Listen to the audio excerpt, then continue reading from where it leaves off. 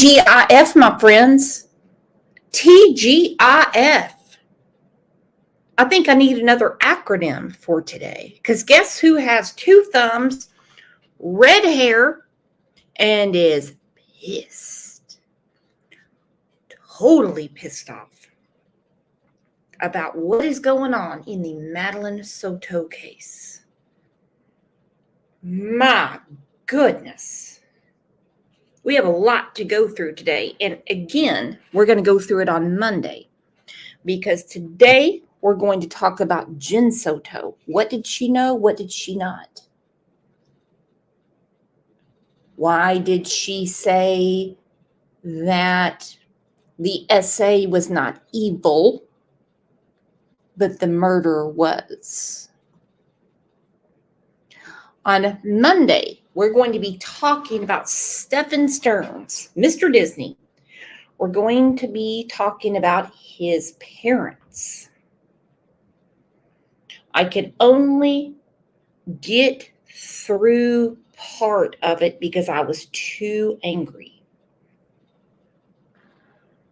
Jen Soto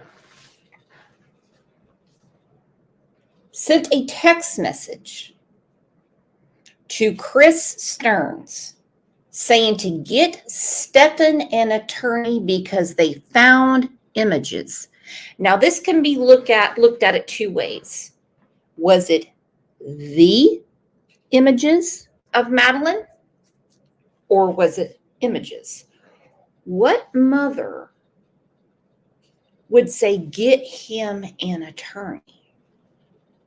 Remember, today I'm focusing on Jen Soto. Teresa, right there. This case is god-awful. Ilyanka, a comment like that, are you guilty of SA2, Jen Soto? Well, we got a lot of stuff to talk about with this. We have a lot of stuff to talk about. I can't accuse. But I can damn sure raise an eyebrow and say, WTF. WTF is going on. When it comes to our children, there's no, I need sleep. There's no, go in the other room so I can get some sleep. Let's take a second and tell everyone, hola. Good morning. How are you doing?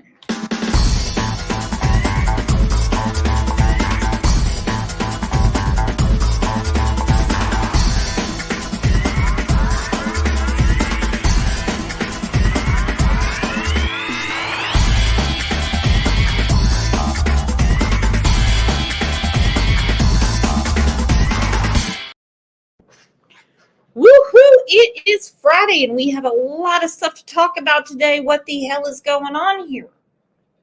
I mean, what are we going to do with this mess? And it is a mess.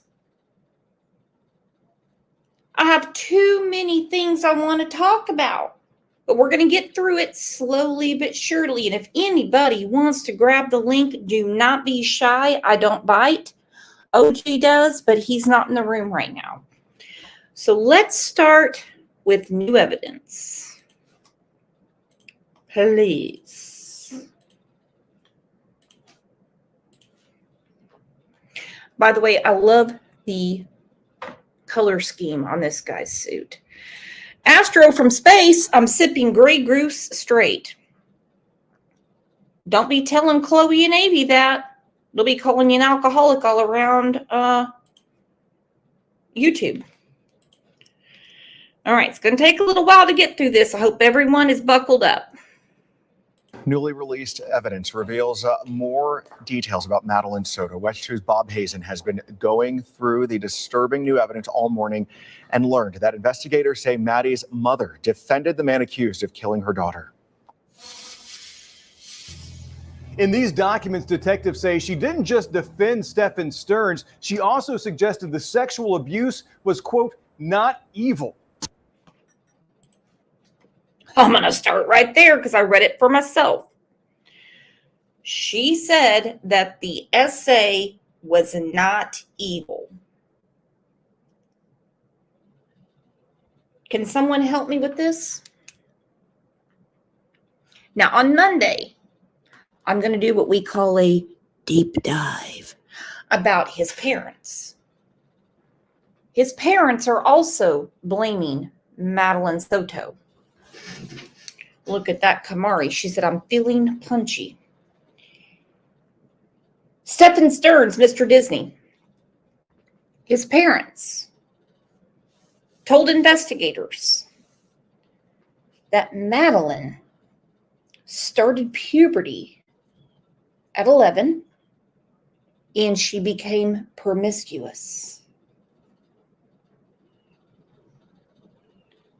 They also mentioned something about her missing a cycle.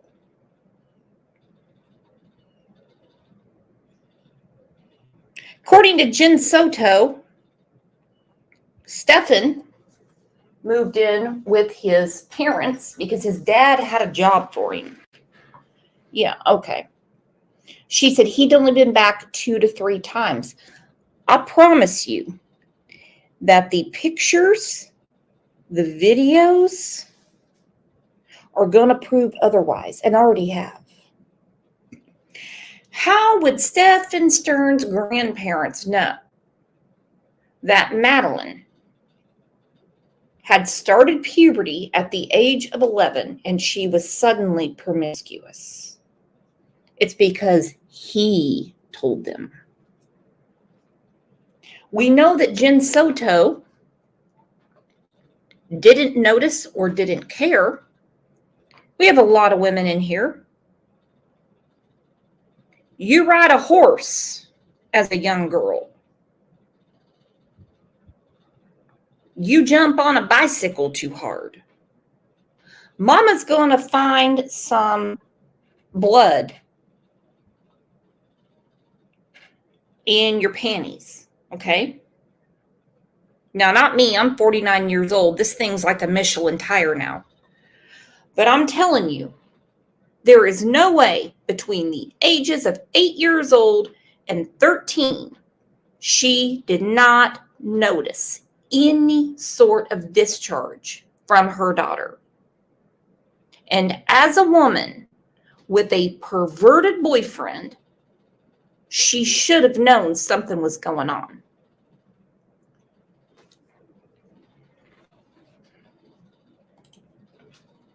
Who the hell sits there and says she started puberty at 11 and she became promiscuous? No. No. She started being victimized at the age of 8. And that is proven. Okay, let's listen to this again. Again, this is going to be a very maddening show. Detectives say she didn't just defend Stephen Stearns, she also suggested the sexual abuse was, quote, not evil. So she never made it. That is Madeline's mom, Jennifer, talking with deputies, her boyfriend, Stephen Stearns, by her side. 13-year-old Maddie was missing, but investigators believe Stearns had actually murdered her after sexually abusing Maddie for years and recording it on his phone. New evidence released by the state. Okay, this is called bedroom number 4 in the house. And it is set up with a refrigerator. It looks like he's got a stick of deodorant there. There's a bed. I believe this is the room that had the tripod in it. Would anyone find it odd if suddenly there was a tripod in your home? Wait until you see the door.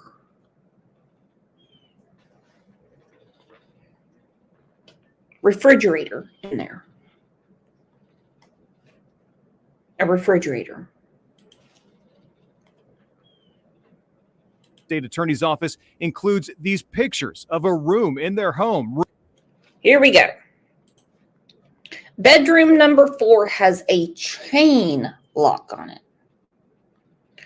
Would anyone find it odd if your new boyfriend moves in, takes special interest in your daughter, and says, we're going to sleep together. And by the way, I went to the Home Depot and I got a chain lock for the door. This is the only room in the house with a chain lock on the door, and it's the one that he would be, should I say, alone with Madeline in. Now, also, there was a vibrator that's made for a man. Okay? I don't even want to know who was using that on him.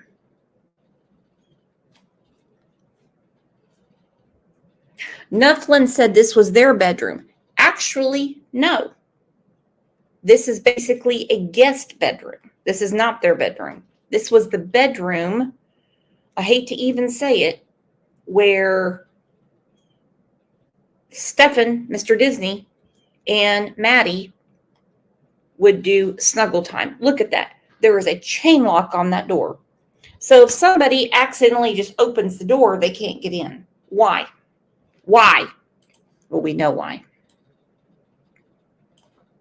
New evidence released by the state attorney's office includes these pictures of a room in their home, room number 4, with a chain lock on the door.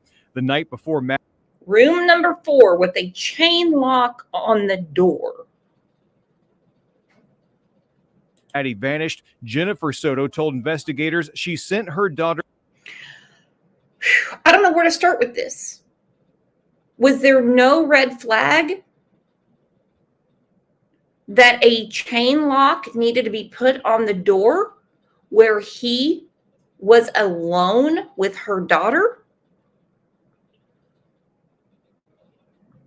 The night of her murder, night going into morning, Jen Soto, right there on the screen, she said, I need to get sleep. I'm exhausted from work. Can you two go in the other room? Now, help me with this. Madeline is 13 years old. We're not talking about a 3-month-old baby where you say, hey, you get up with the baby tonight, or we will take turns. I'll get up with the baby tonight. She's 13. I think she said, you two go up there. And remember, this is just my opinion, because things had gone on in the bed with all of them before. I need sleep tonight, so you guys all go up to the room with the chain lock. I think about the case of Argelio Pupo and Morgan King and the disgusting things that were done with all of them in the bed together. She just has to have some sleep. It's because she knew what was going to go down and she didn't want to participate that night.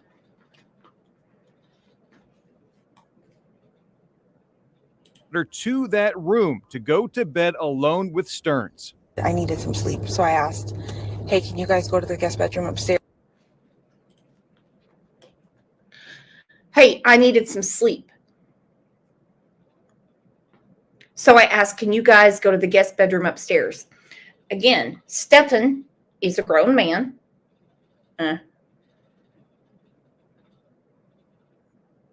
Maddie is 13. Exactly what kind of racket would be going on that they would keep her awake? What kind of racket would be going on in the bed that would keep her awake? We know what it is. She knew that he would be messing around with Maddie. So go to the guest bedroom upstairs. It's disgusting. upstairs. She never saw Maddie alive again, and during the search, she said nothing had seemed strange, but did offer this bit of information. She did recently tell Stefan that she had a crush on a boy. The evidence also includes details of Soto's interview with detectives after Stearns was arrested and on the day that Maddie's body was found.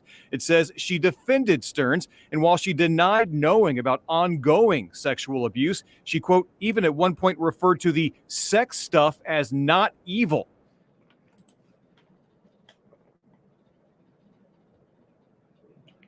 She defended him to the hilt, and even at one point referred to the sex stuff as not evil. But the murder is evil. So from the age of 8 to the age of 13, nothing evil was going on. What about all those pictures? What about all those videos that were found accidentally deleted on Mr. Disney's phone? What the hell is going on here? What kind of a mother, when she found out there is umpteen images and videos of your daughter on your boyfriend's phone, would say the sex stuff is not evil? Hell's wrong with her? I don't give a rat's ass about her mental illness. I don't care about her Seroquel to sleep or how tired she is from work. I want to know what the hell's really wrong with her.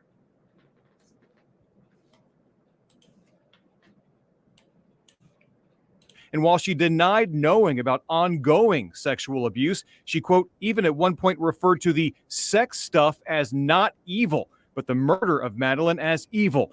The detective says it appeared Soto had accepted that the victimization was happening. We also hear Stearns himself trying to explain why his phone's memory was wiped out before handing it over to investigators. I don't know what the heck I did, but somehow during the massive OS update, I managed to factory reset my phone. And they Anyone find a ped tone to his voice and the way he talks?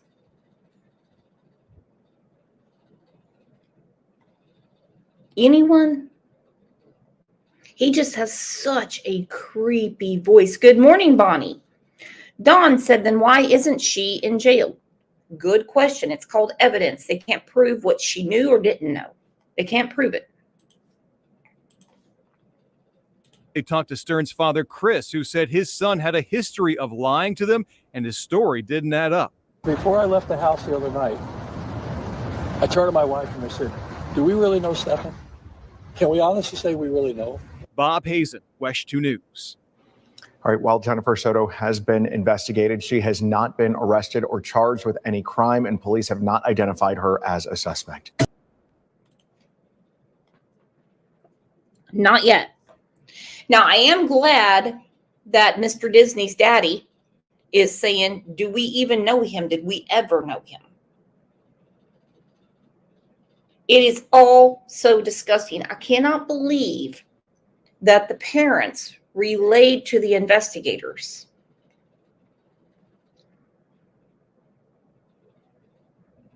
Mr. Disney's parents. She started puberty at 11. Who would know that unless you had intimate knowledge of a child? Who would know? I mean, obviously, let's say, a boy is 13 and his voice starts squeaking, his voice is changing. You can easily say, seems like, they're starting puberty. It's not really something that's going to be a topic of conversation. But for Stefan, it was. Let's go through the timeline and then we're going to get to the rest of this. I'm not playing this whole thing. I just really want to focus on this timeline. Madeline was never dropped off on the morning of February 26th near her school.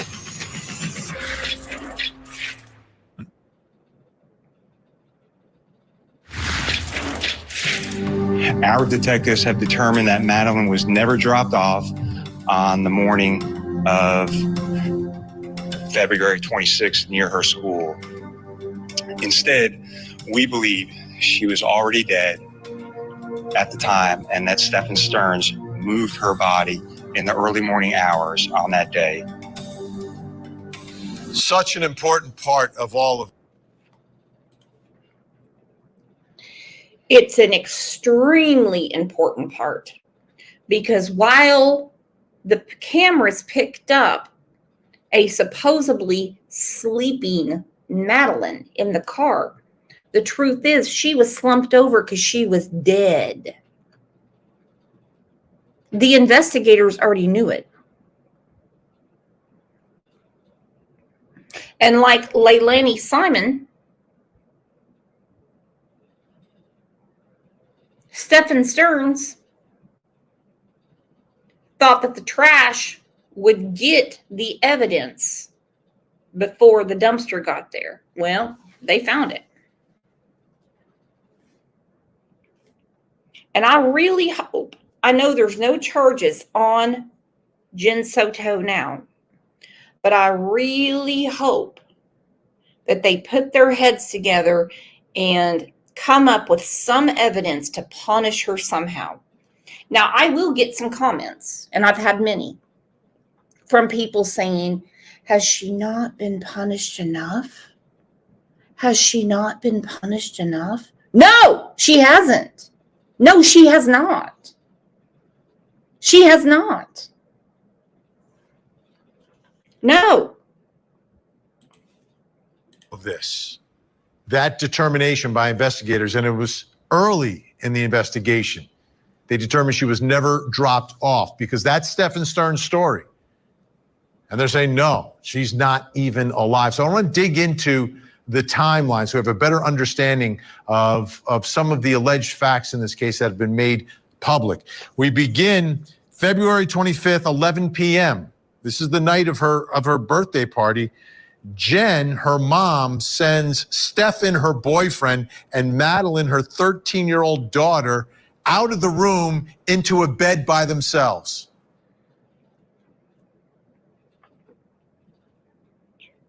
$11 p.m. Jen Soto sends Stephen and Madeline to another room so she can sleep.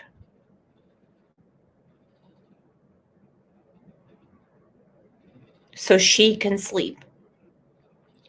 Why would it be hard for her to sleep with a 13-year-old and a grown man in the bed? Why not send him to the other room and sleep by your little girl who has been celebrating her birthday?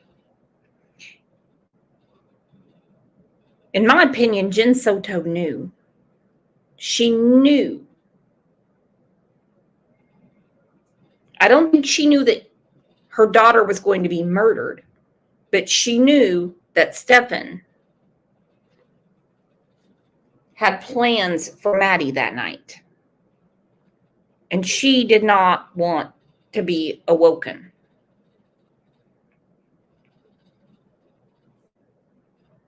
Why didn't she go to the other room and go to sleep? Why didn't she just tell him, go to the other room so I can sleep? She sent her daughter,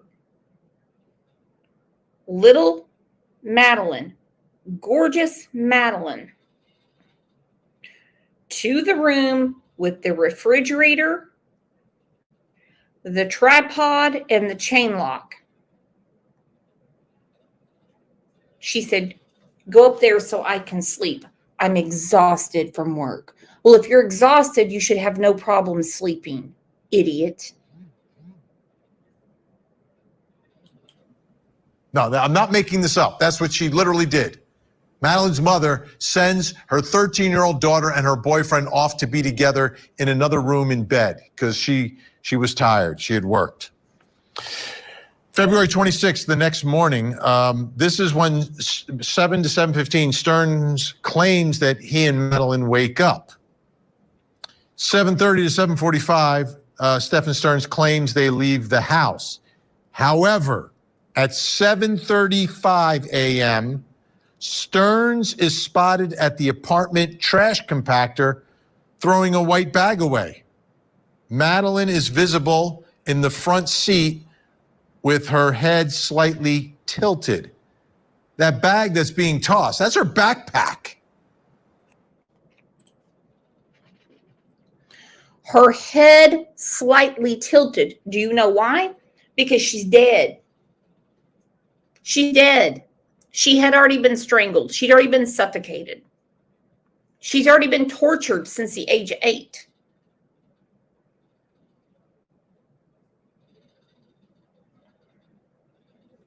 Rexy, there should be child endangerment charges against her.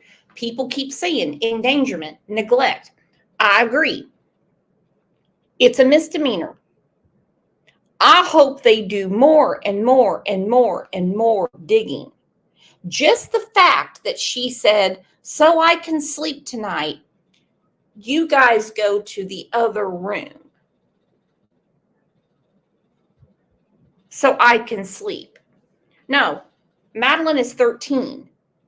Madeline is 13. She's not going to bother you when you're sleeping. He's a grown man. How's he going to bother you when you're sleeping? She facilitated every bit of this. Some people would call it aiding and abetting.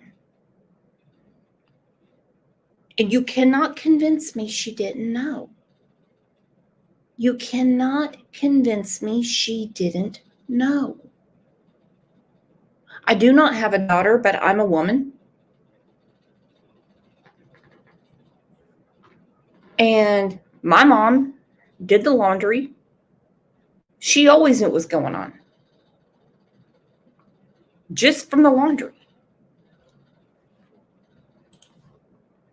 I say put her in a cell with him. Let's take a second and say thank you so much to Missing with Manda and Big T's Farm Life. They're making it rain. If you have received a membership, you thank Big T or Missing with Manda.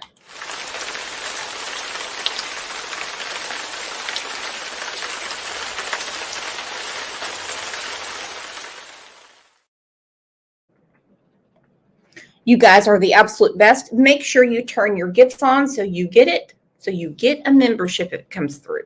Apartment trash compactor throwing a white bag away.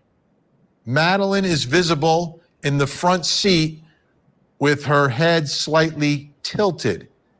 That bag that's being tossed, that's her backpack and her laptop. 7:50 a.m. Stearns is spotted driving away with Madeline fully slumped over in the car. 8 to 8:15 a.m. Jen claims she is woken up by Stearns getting a dog leash.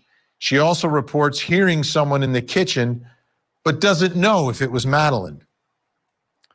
8:19 a.m. Stearns is spotted re-entering the complex with Madeline slumped over. 8:31 a.m. Stearns is spotted leaving the complex with Madeline still slumped over. 9 a.m., that's when mom, Jen, claims she gets out of bed. At 9:40 a.m., Stearns is allegedly spotted in a parking garage transferring a body from his front seat to the trunk. Okay, that is at 9:40 a.m. He is caught transferring a body, which would be Madeline, from his passenger seat to his trunk. Okay, but he and Jen kept re-emphasizing to investigators that she was dropped off by the church to walk to school because she was embarrassed of his car. I know a lot of people are asking about the parents' interview. I'm going to go through that on Monday because they have powdered his butt for too many years. Real Rockin' Robin. Can Jen not be charged for sex trafficking a child? That's what I'm saying. They're going to have to get real inventive. They're going to have to figure something out, because no way in hell should this woman be walking around free as a lark. So 9:40 a.m., he's moving Madeline from the passenger seat to the trunk. Now remember, Jen said she was woken up. Old girl needed tons of sleep, right? Because he was messing around with a dog leash. Wouldn't you wake up and say, did you get Madeline to school? Did she eat breakfast? So the timing of all of this is extremely important. Brings me to my next question. Based upon what we know, what's been made public, when was Madeline Soto killed? Was she alive at any point inside the car? Or did it happen in the overnight hours?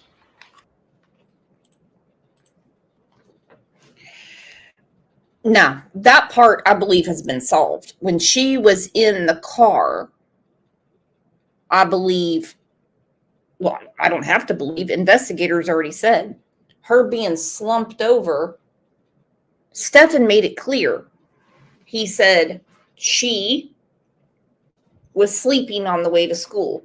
No kid's going to be sleeping on the way to school. A Monday morning after he just had a birthday party. The dog leash interests me. I do not want to get graphic, but she was awoken. Sleeping Beauty. You know, Jen Soto, because he was messing with the dog leash. It's not that easy to strangle a person. It's just not. Not that I've ever tried it. The whole thing is disgusting. Disgusting. All right, we have a lot to go through.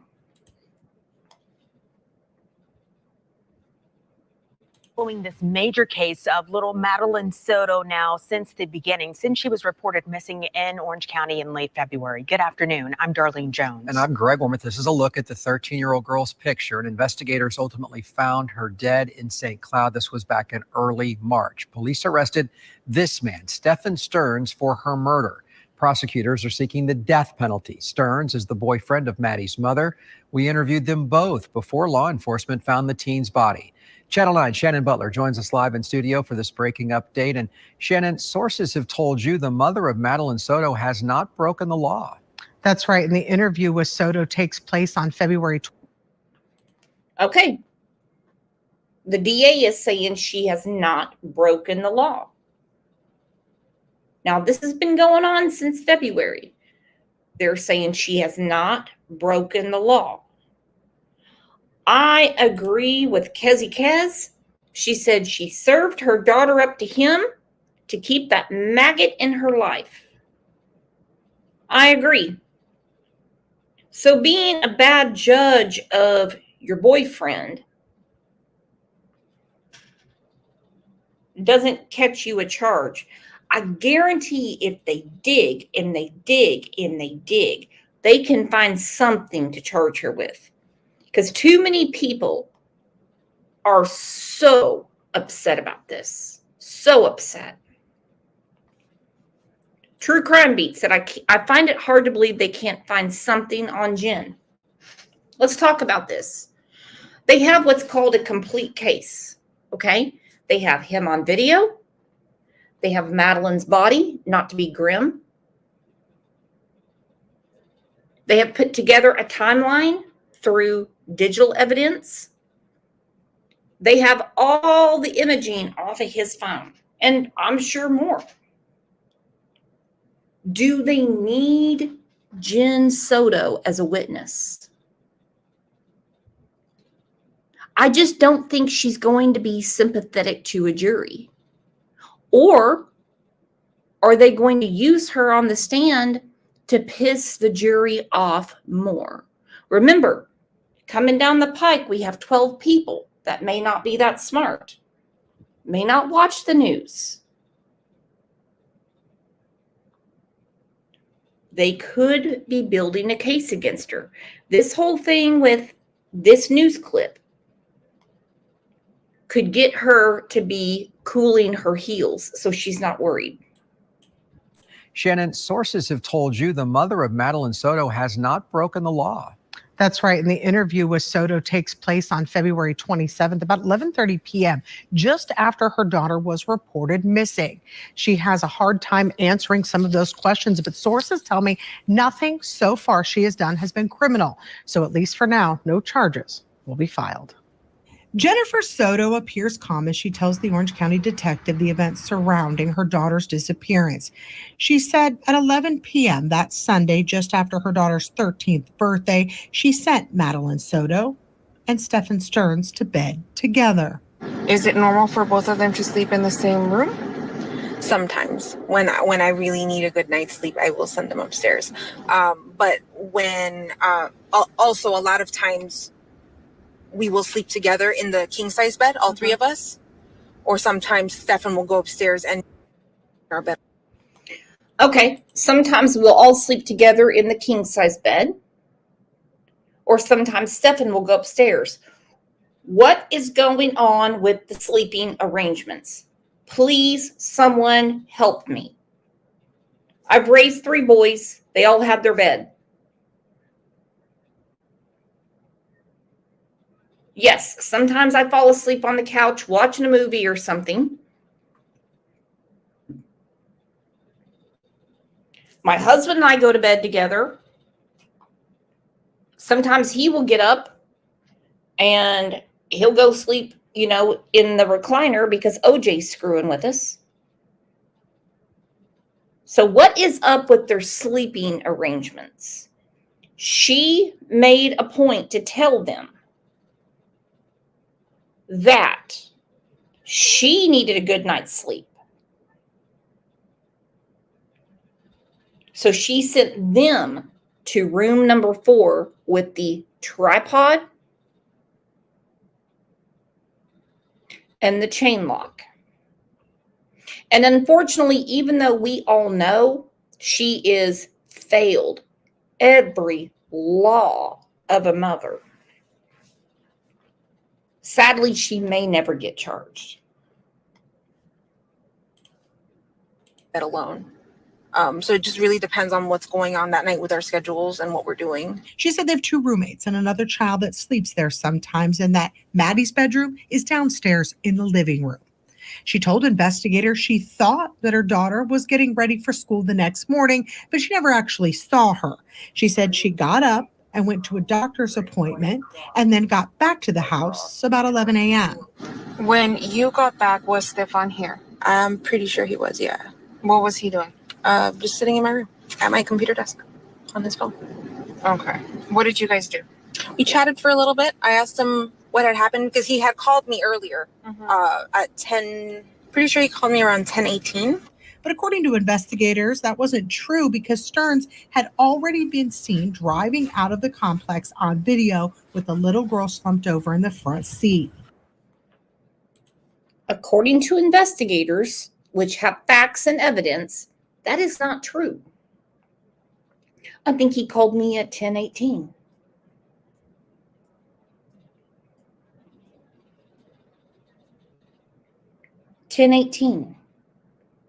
He was moving her body on camera at 9:40 a.m.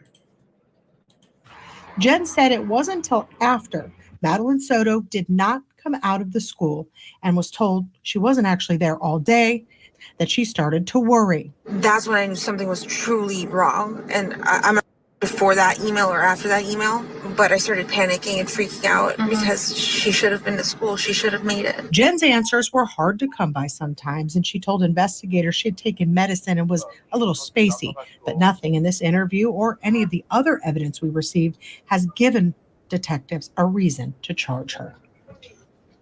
So something else Jen Soto told. Let's listen to that again. She told investigators she had taken medicine and was a little spacey, but nothing in this interview or any of the other evidence we received has given detectives a reason to charge her. Sickening. So because she took Seroquel and she said she was a little spacey, because I agree with Jules with True Crime Reactions. So she lied to the investigators, which could be, well, lying to the police. That's a crime. You don't have to say shit to police. You don't have to say a damn word. And I mean nothing. But you can't lie to them. You can invoke the fifth and say nothing. There's also something called hindering an investigation. Stacy, thank you for the super sticker. She said, this makes me so mad. Jen knew everything going on. She had to have. Exactly, Stacy. She had to have. She had to have.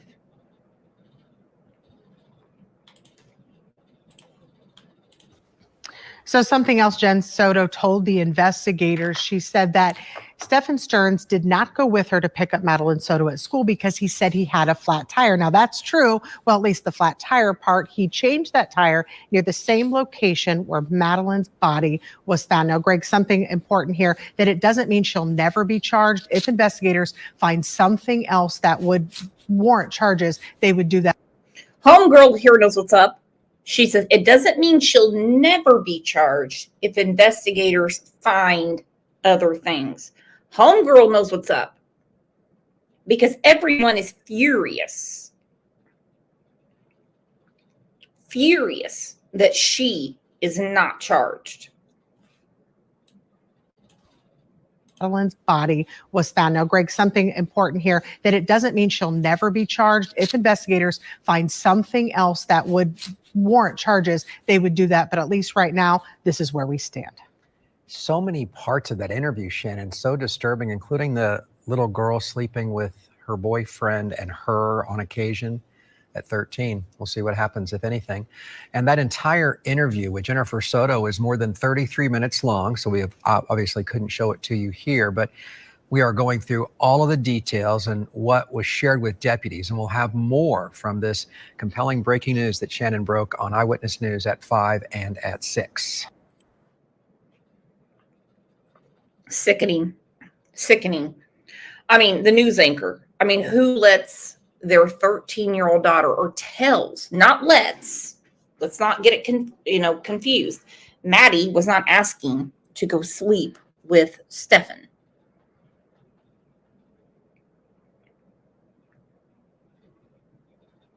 She told them, I want some sleep, go to the other room.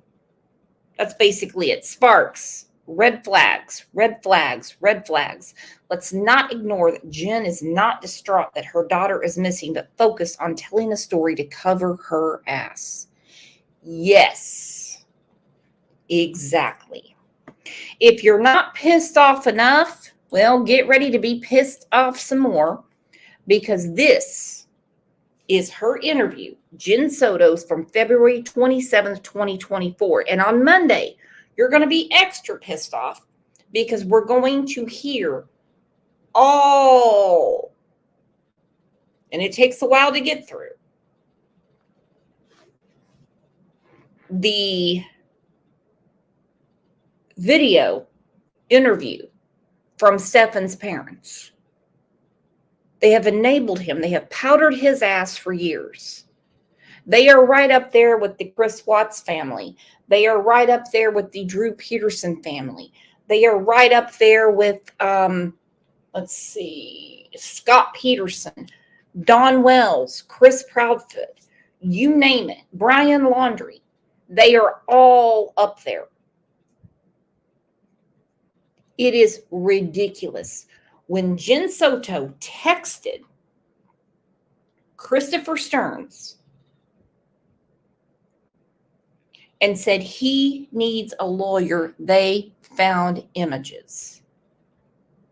Now, I've seen two different articles. One says they found the images, which makes me believe she knew about them.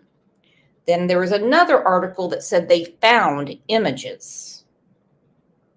So what is it? Did you know? Did you know Jen Soto? Did you find anything odd about snacks in that refrigerator that looks like they were only for a child? Did you find anything odd about lubricant in bedroom number 4 or the chain lock? The chain lock. Did the chain lock not trigger something in your mind? Or how about the loads of laundry you had to do from the age of 8 to the age of 13?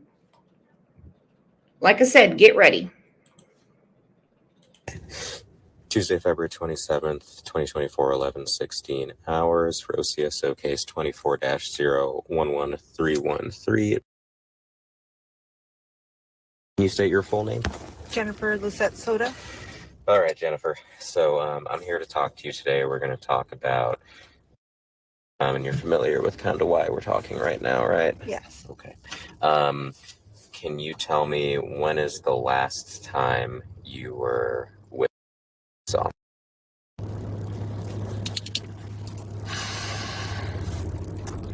Saw her, I'm going to say Sunday night.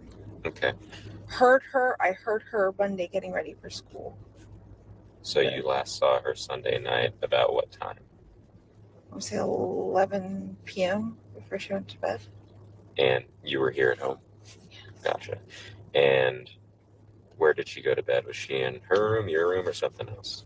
She actually slept upstairs with we have a guest bedroom. We were all going to sleep together in the same bed, but I needed some good sleep.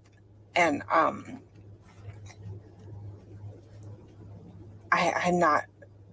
got a new job recently. I haven't been well rested. I needed some sleep. So I asked, hey, can you guys go to the guest bedroom upstairs? Mm-hmm. I knew he was going to get her ready. And Sorry.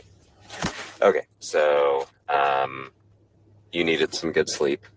So was it about 11 o'clock? yeah, I sent them upstairs and I went to bed. Okay. And that was about 11? Yeah. And do you guys normally all sleep together? Because I know you said that she sleeps in your room with you typically, right? She sleeps with me typically. Typically when he comes into town, because he lives with his parents in Northport, Florida. Mm-hmm. When he comes to town, he'll sleep in the guest bedroom. Okay.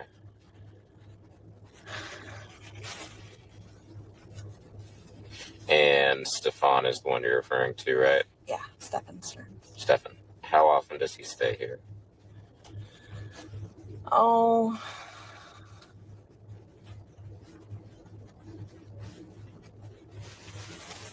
he moved away back in December, so I'm gonna say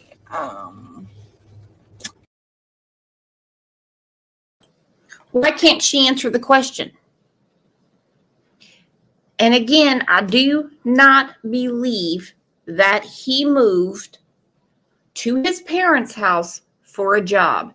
You're telling me that he couldn't find a job around where they live?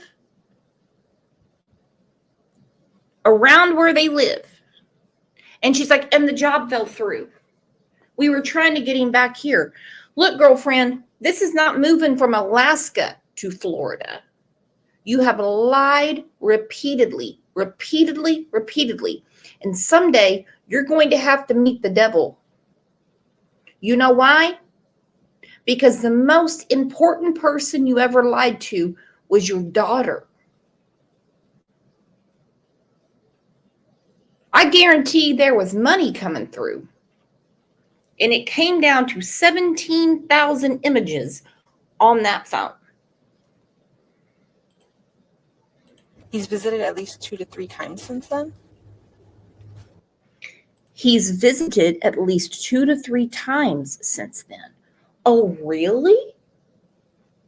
I have a feeling those pictures and videos will tell you different. I promise they will.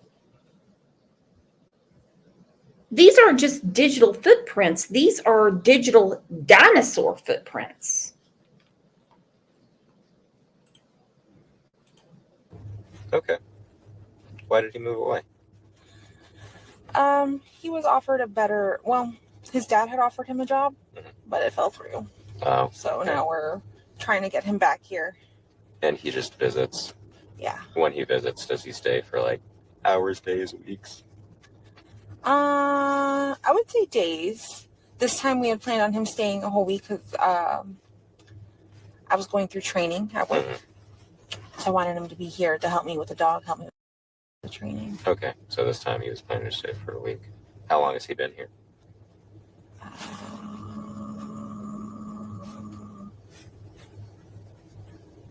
Or when did he arrive, rather, this time? I can't remember if he arrived Saturday or Sunday morning. Okay, that's fine. Sometime this weekend? Yeah.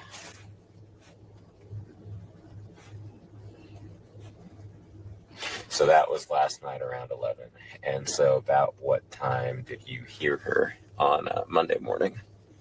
I heard everyone getting ready around, I'm going to say 7:30, 8 o'clock. And was it just Steph? Who else lives there? I have roommates. Okay. I have Angelica Negro, who's one roommate, and then Natalie Rosiero. Okay. And you just heard all of them, or did you hear anyone specific? No, I just heard, if anything, Stefan came and woke me up accidentally because he was trying to let the dog out. Mm-hmm.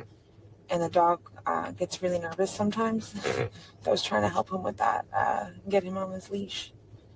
But he got him situated and took him for a walk. Okay.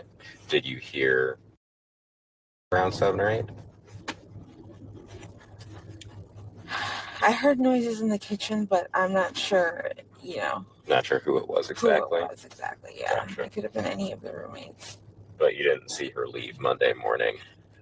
Were you still in bed or still in your room? I was still asleep, yeah. Gotcha. What time does she normally leave for school? We usually leave around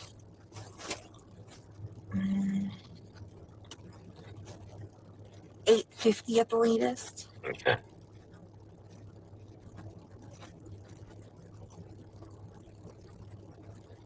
What time does she have to be to school by? 9:28 is when school starts. Gotcha.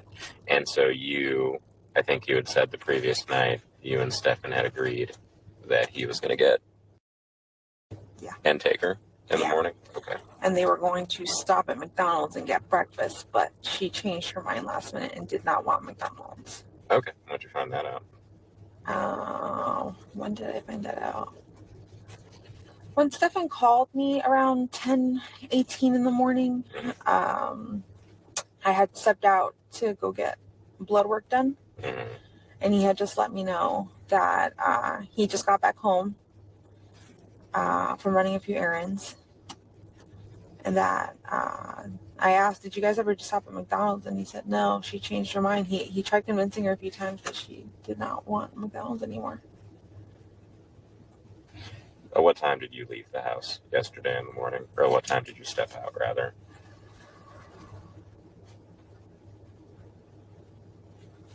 I'm going to say around 9:30. Had Stefan returned at all? No. So you were there from, just so I have my times kind of right, so you woke up around 7 or 8. You saw Stefan because you helped him with the dog because he was letting the dog out, right? Yeah. And then did you go back to sleep, or were you just kind of in the room? I laid back down and went back to sleep. Okay. And then do you remember what time you woke up after that? I believe I set my alarm for 9 a.m. Gotcha. So it would have been around 9 a.m. that you woke up. And in that time,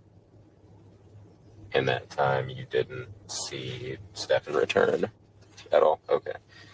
you left around 9:30, and then Stefan called you around 10 to say he got home? Yeah. Cool.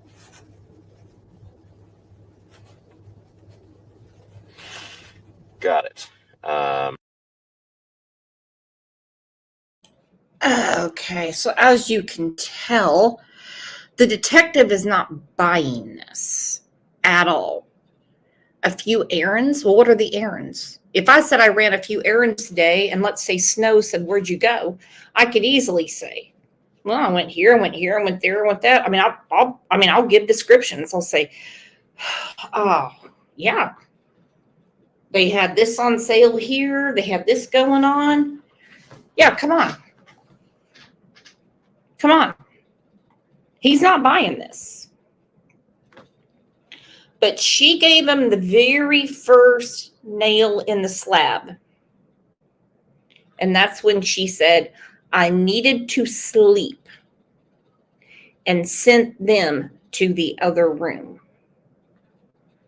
That was a statement of guilt, because she knows that whatever happened in that room is the reason her daughter is dead.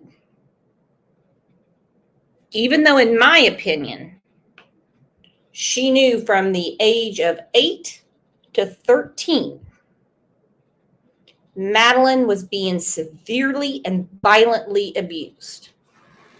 I had a horrible comment after one of our shows about Madeline that said, "How can you say the abuse to Madeline was violent?" Because he's a grown man. She's a little girl. And if you didn't notice, she was murdered. Yes, I believe that the abuse was violent. I believe that when you violate a child, male or female, it is violent. Okay. Did he say anything else aside from she didn't want to go to McDonald's? About her, no. About his morning, yes. He had tried going to the vape shop when it opened right after he dropped her off from school. Oh, the fucking vape shop. What's really important to me is not the lies or the way she's trying to twist things. I want you to really listen to her tone. She does not seem to be concerned about her daughter's disappearance at all. And mind you, this is a day after Maddie was murdered. Now, I'm going to pretend that Jen Soto did not know that Maddie had been murdered at this point. I'm just going to pretend. Not knowing your daughter's whereabouts would cause more panic and concern in your voice than what Jen Soto is doing. And waited, but they never opened on time, so he came back, hung out a little bit, and he came home around 10. And then went back out eventually to the vape store to go get some vape stuff. So he left after 10. What time did you get back home for the day?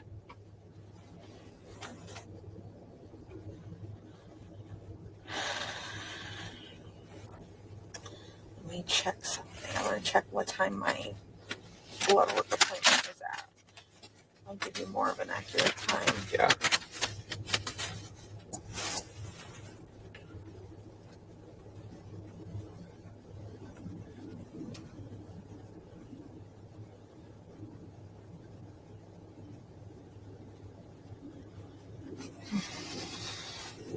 Okay, so my appointment was at 10:15 and it took them 45 minutes to see me. So I didn't get home until 11:15, 11:30. Mm-hmm. And was Stefan back at that point in time? I'm gonna say yes. Okay. I can't remember. And then what did the day look like after that?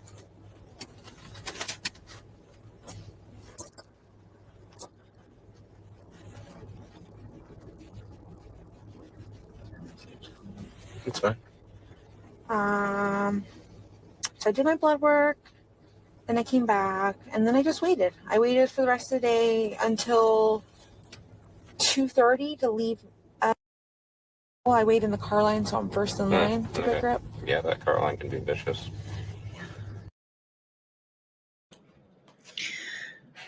I wonder what the blood work was for. I really do. Hang on. Trish said, did you give Grizzly credit for playing her recording? It's not her recording. This is actually from Fox 35 Orlando. I did not know anything about a Grizzly recording. That's a very rude thing to come in and say and accuse. Very rude. So you left approximately 2:30. Yeah. And pickups around 4, right? Yeah. Okay. Now, when you got there at 4, then what happened? I waited in the car line for about 10 minutes, and she never came out. So I thought maybe I missed her. I couldn't remember if I told her I was picking her up from school that day or if she had to walk to the office. Okay. So I went to the office to see if she made it. She never did. I drove around a little bit.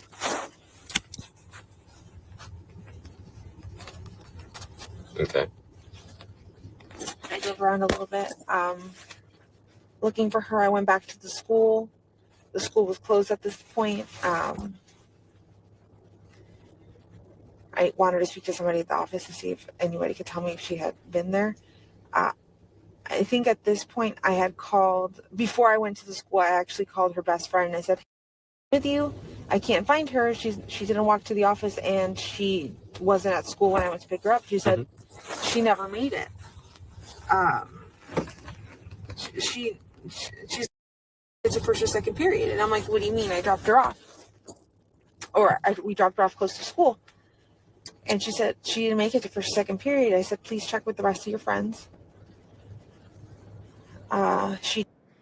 We have a lot of questions in here about the blood work. I agree with a lot of people saying that the blood work was probably because of the Seroquel she takes. And this is a common practice to make sure that people are taking their medication correctly. You know, she goes from I to we, I to we, I to we. Okie doke. You say you didn't hear from him, Mr. Disney, till 10:18 a.m. Then how can you say we dropped her off? She did. She got back to me, said none of them saw her today. I emailed one of her teachers. Her teacher texted me her attendance for the whole day and told me she wasn't in school at all. That's when I knew something was wrong, and I freaked out. Okay. Is it typical of to walk to after school? If I'm working, yes. And where I mean, in relation to the school, like, is it a close walk, long walk? It's a very close walk. Okay.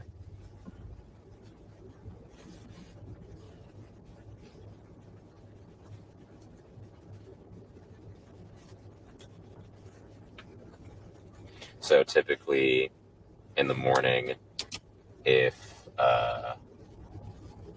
I guess before Stefan moved, did he live with y'all?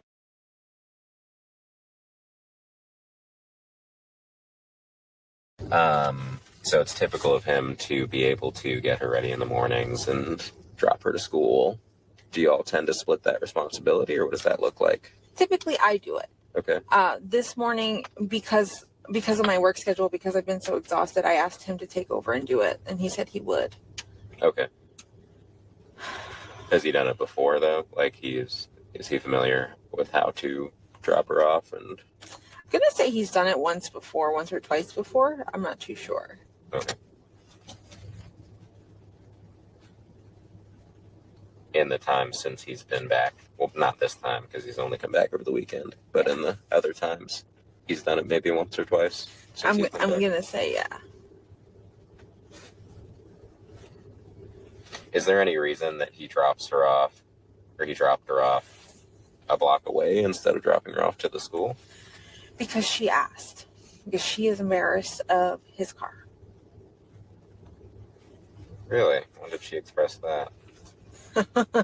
Multiple times when we've been like, okay, I think Stefan might take you to school or he might pick you up. She goes, can he pick me up far away? Can he leave me here? Like I don't want to be seen. I'm just like,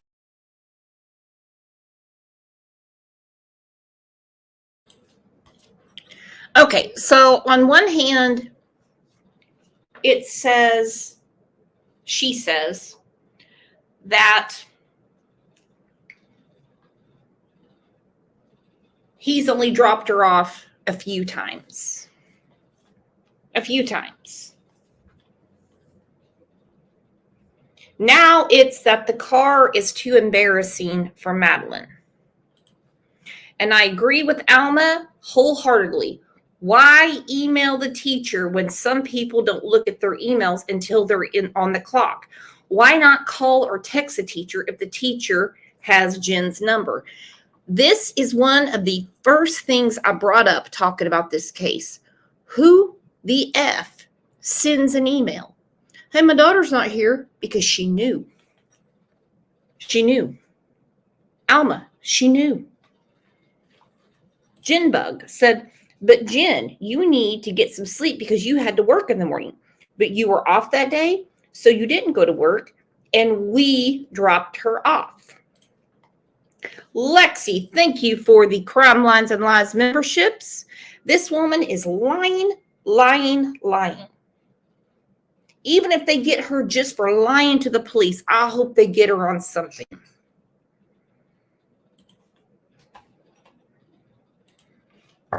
What car does he drive? I'm curious. it's that Buick. Oh, okay. But to her, that's an old No. hoopty car. Fancy taste. I get it.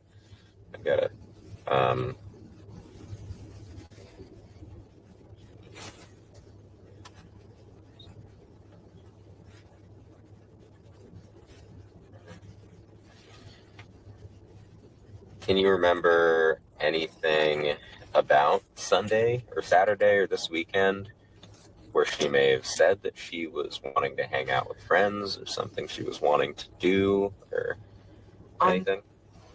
On Sunday, she actually had a party and she had some friends come over. So she hasn't expressed that she wanted. She actually got to spend time with friends and family. She had a great Sunday. Okay. She came back with a lot of presents. She was super happy. Okay. So no arguments at home recently or anything? No, nothing like that.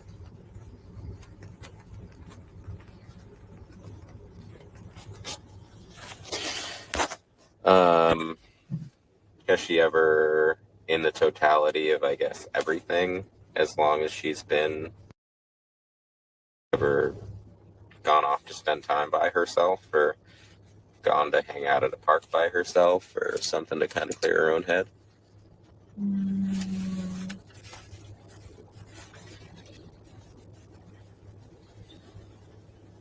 So there's a lake right behind this building. She'll sometimes sit at the dock by the lake, but I check on her often. Okay.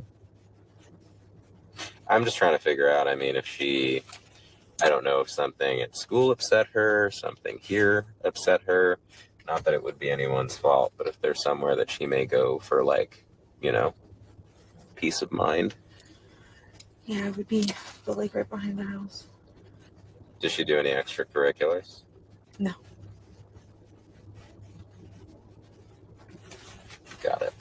Now your roommates, I know you told me their names earlier, but can you give them to me again? I didn't write them down. Sure. Angelica. And then Nigro, Nigro. Uh-huh. And then Nathalie, which is Nathalie, Mhm. Rosero. ROSERO. Okay. Do you have their phone numbers by chance? If they're not here.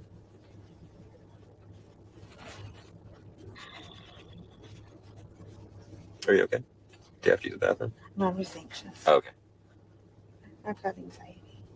Let me see. Where is...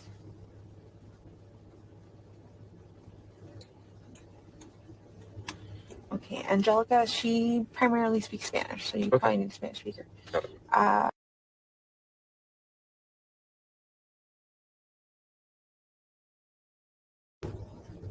And then Nathalie.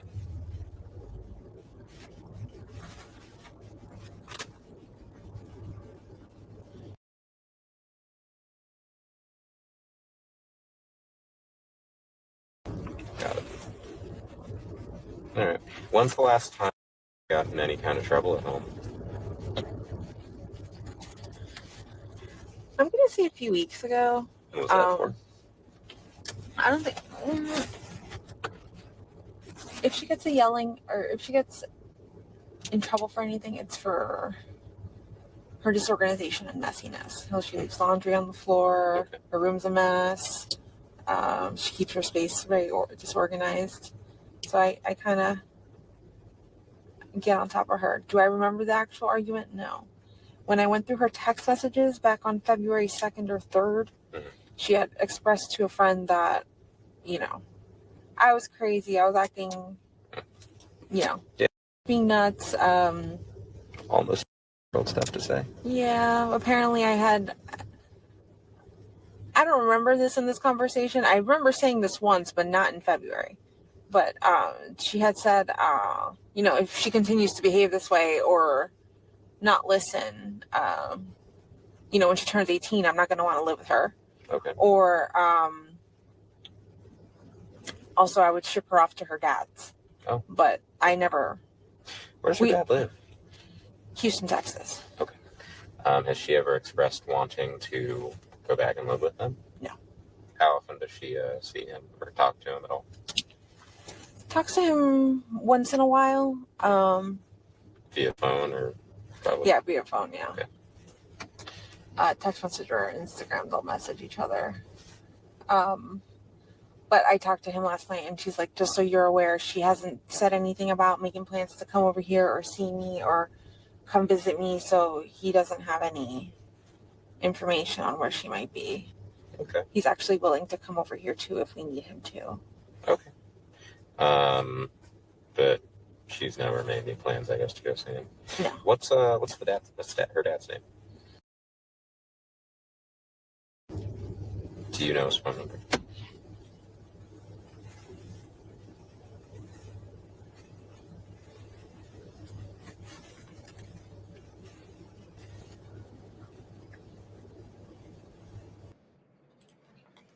I can tell you exactly why there was no plans for Maddie to go see her dad. I can tell you exactly why. Because no way could they let him and his wife, who are great people, be alone with Maddie. What if she got sick and went to the doctor? What if she spilled her guts and said, this is what's going on? She was alienated from her dad because they could not let anyone find out what was going on. It's total alienation. And the reason is, and don't get me wrong, that man tried everything. Like I said, just imagine. She goes to Texas to spend the summer. And she gets a cold. She gets strep throat. She gets something. She goes to the doctor. And they're like, something's off here. And they find out she's been SA'd. They call the police.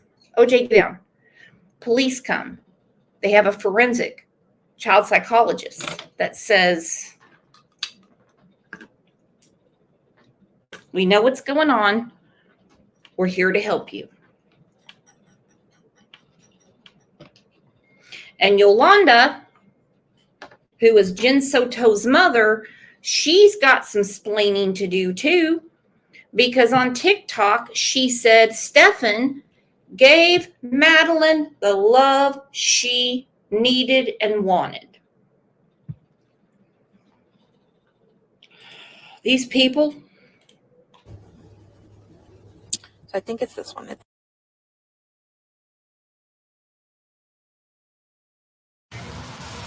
But no, I know the thing is, I started talking to her about World War III. I was talking about, like, hey, this is going on in Palestine and Israel right now. Oh, so you're talking to her about the wars. I was telling her, I was talking to her about just what's happening politically, and I'm like, you know, I don't know what that means for us, but we'll see what happens. But I've talked to her about World War III, so that's what I'm just saying. How long ago was that? I mean, is that something that might have impacted her? Yeah, I feel like okay. That's why when I read that conversation, I'm like, oh, that's directly related to me talking to her about. Now, hold on. She's talking about Palestine and Israel, saying it's World War III. Why didn't she ever sit down and talk to her daughter about what her boyfriend was doing to her? Yeah, I've been talking to her about World War III. That's the only thing that rang a bell with you, Jen Soto? And yeah, I'm going to keep saying her name. That's the only thing that rang a bell with you?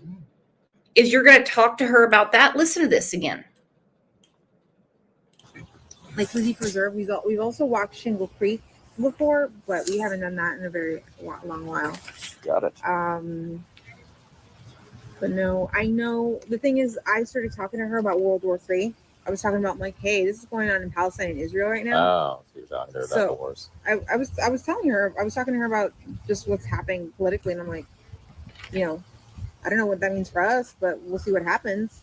But I've talked to her about World War III, so that's what I'm just saying. How long ago was that? I mean, is that something that might have impacted her? Yeah, I feel like okay. That's why when I read that conversation, I'm like, oh, that's directly related to me talking to her about what's happening in Israel, Palestine, and the potential World War III that might happen from that. Okay. And that's why she said she wanted to go live in the woods. Okay. Got it. All right. No, just wanted to figure out where that might have come from. Maybe help me see if she just wanted to be in the outdoors. Definitely. The World War III conversation, that's definitely me. Okay. That was me. It's fine. I mean, it's fine. So I don't think there was any World War III conversation. She told her friends at school, one in particular, that as soon as she turns 13, she's going to go live in the woods. Okay?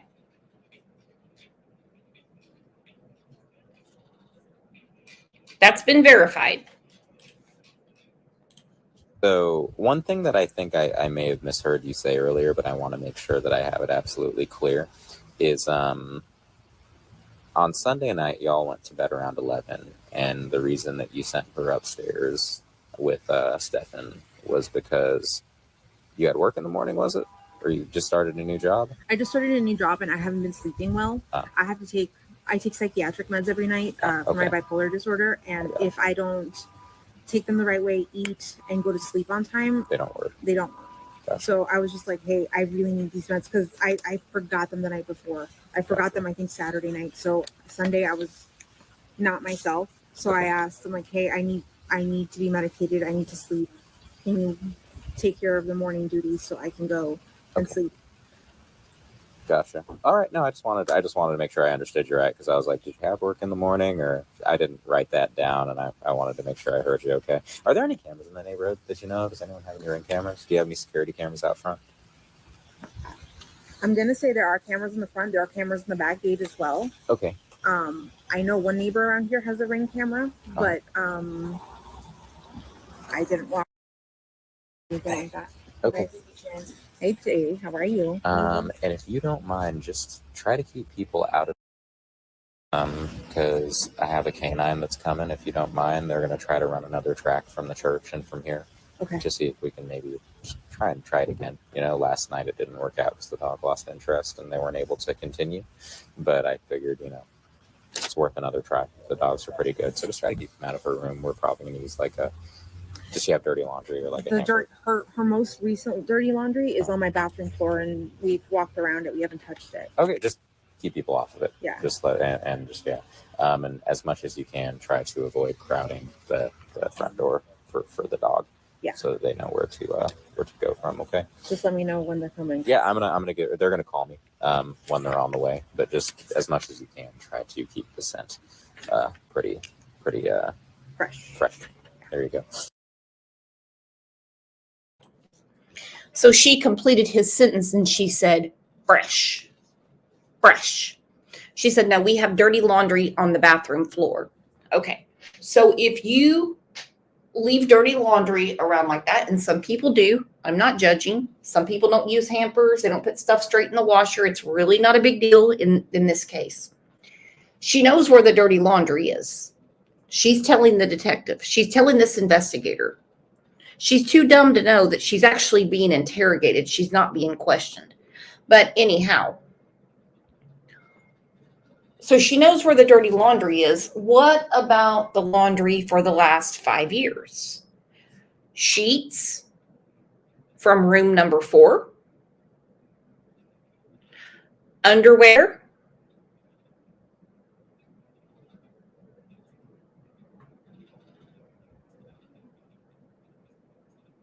Shorts, you name it. Stefan's parents says he has insomnia. He has horrible time sleeping.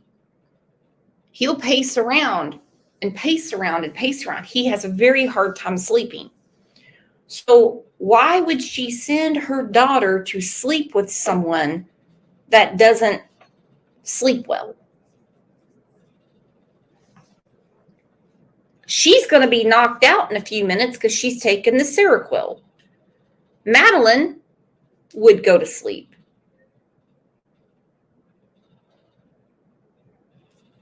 Why would you send your daughter to another room with a man who is your boyfriend and tell them to go upstairs and sleep when you know he can't sleep at night?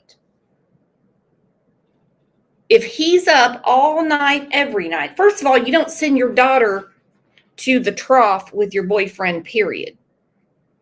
But knowing that this man cannot sleep at night, why? Doesn't Madeline need sleep to go to school the next day as well? Ridiculous. Cool. All right. And another thing I just wanted to confirm, because I know the last night was a long night, but you said you said when you woke up around 9, you left your house at 9:30 for your doctor's appointment. Mm-hmm. And Stefan hadn't come home yet. Mm-mm. And then he called you at 10. You were At already like gone. 10:15, yeah. 10:15ish Mhm. to have the conversation. McDonald's and Yeah, she didn't want McDonald's, so he came home. I think he had accidentally left his phone at home. Yeah. So he was just letting me know because I had called him multiple times. So he was just returning my call going, I'm so sorry, I left the phone at home. I went to the vape store.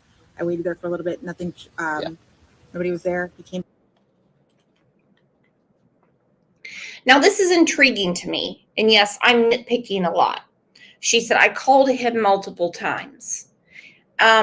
Did she not hear his phone ringing in the apartment? If he accidentally left it at home, I mean, don't tell me he's one of those people that just keeps it on silent and never answers a phone call. We know his phone is very important to him for a many reasons. 17,000. So he gets home and does the accidental factory resets.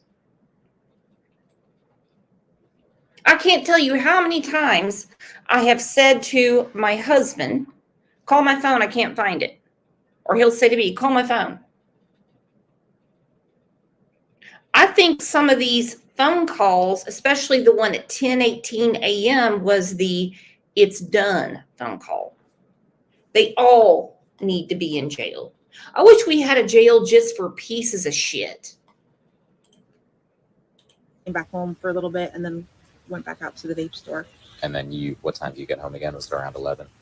Let me see.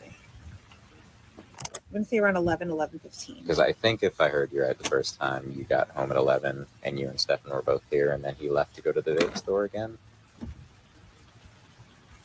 I did see him. Yeah. Okay, cool. I just wanted to make sure I had that. Because, like I said, sometimes you forget to write things down, and I don't want to misremember. But okay, that's all I have for you right now. We're still looking. I mean, that's unfortunately the best update I can give you. Is we're all out. We're everywhere, asking people and looking. And I know your family's also doing the same. So, if you get anything new like that thing you sent me just a little bit ago that I can look into, just keep on sending them to me. Okay. Yeah. Were any of those helpful about the vehicles? There's something for me to look into, to look for license plate readers and stuff. As of right now, I haven't been able to find anything else or confirm it, but I mean, it's still helpful for me to, in case something else comes across in the future. So, just, yeah, if you receive anything else, let me know. But I mean, do know that obviously, just like that kid pranked you earlier, because it's so public, you're going to have kids doing that. So, don't be too scared by it if someone does that again. Okay. All right. Thank you. I'll let you know when they get here. 4-11313. Today's date is February 27th, 2024. The time is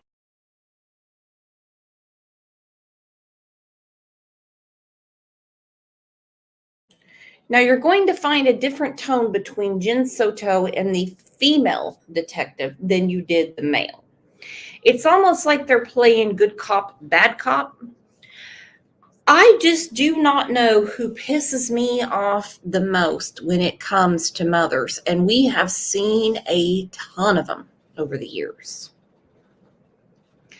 She is definitely in my top 10, whether she catches a charge or not. No one is going to convince me that she did not know from the age of 8 to 13 that Madeline was being essayed. We still have the question of the 2 vehicles. There's 2 vehicles. We know that he took Madeline out of the passenger seat and put her into the trunk. Another vehicle that is suspicious, which fits the description of Jen Soto's vehicle, I think came into play. I'm not giving up any time soon that Jen Soto will not be charged. At this point, all she can do with investigators is just not talk. If she wants to give her daughter any sort of rest in heaven and possibly shave some time off of herself, she could cooperate. I have a feeling she's not going to. It has just seemed to me since everything happened, everything, and I mean everything, she has had a I don't give a shit attitude. And I cannot stand this woman. is 23:32 hours. Gonna speak with Jennifer Soto. Hey, Jennifer. I haven't introduced myself. My name's Myra Taglo. Okay, I'm a detective with the sheriff's office. Do you mind if I talk to you? Do you mind if we talk over there by the car? Thank you. Inside? That's fine. Where? Inside the house? In the car. Yeah. Our car? Yeah.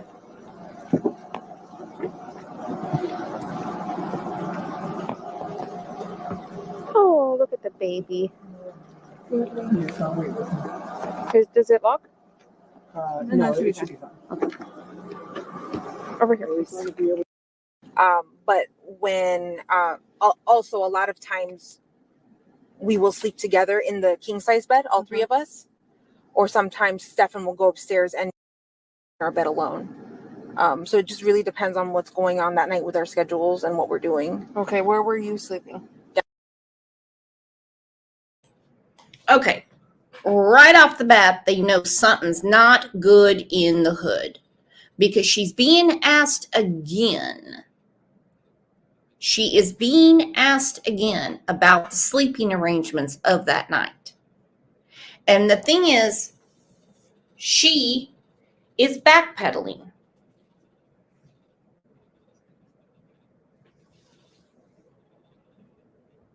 She is backpedaling. She's trying to make everything look so normal. Crazy Cat Lady said, hello, didn't she say that the SA wasn't evil? Isn't that proof she knew? Absolutely it is. Absolutely it is. And that's in the court documents. That was released on WESH. It was also repeated on Fox 35 Orlando when they said she said the sex wasn't evil, but the murder was.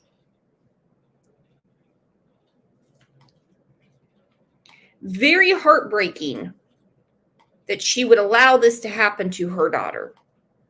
Evil is not the word for it. Still Waters, if you go back to the beginning of the show, it's there. Okay, where? In bedroom number 4. Okay. And what about Stefan? Bedroom number 4. Okay. Is it normal for both of them to sleep in the same room? Sometimes when I really need a good night's sleep, I will send them upstairs. But when also for the millionth time, when I need to get a good night's sleep, I will send them to the other room. Exactly what the hell is going on in the bed that you can't get a good night's sleep? It's a king size bed. He has insomnia. He's not sleeping. Madeline goes to sleep. You're on Seroquel. So I send them to the guest bedroom, or she says bedroom number 4. Bedroom number 4 is the one with the refrigerator, the lube, the tripod, and the chain. The chain lock. If you've missed it from the beginning of the show, I can show it again because I'm super pissed about this whole situation. Thank you, Kaylin Abu, for the 5 Crime Lines and Lies memberships. Love you. a lot of times we will sleep together in the king size bed, all 3 of us, or sometimes Stefan will go upstairs and our bed alone. So it just really depends on what's going on that night with our schedules and what we're doing. Okay, where were you sleeping? Downstairs in the king size bed. Okay, is it just you 2 here, or you guys have a roommate, right? We have 2 roommates, and one of the roommates has a son who's here like a little bit more than half the week. So what rooms do you guys use? The room downstairs, the master bedroom downstairs, and room number 4. Okay. So it wasn't last night. It was the night before. Stefan slept in bedroom number 4 and you slept downstairs. Yes. In the master. Okay. What time did you wake up?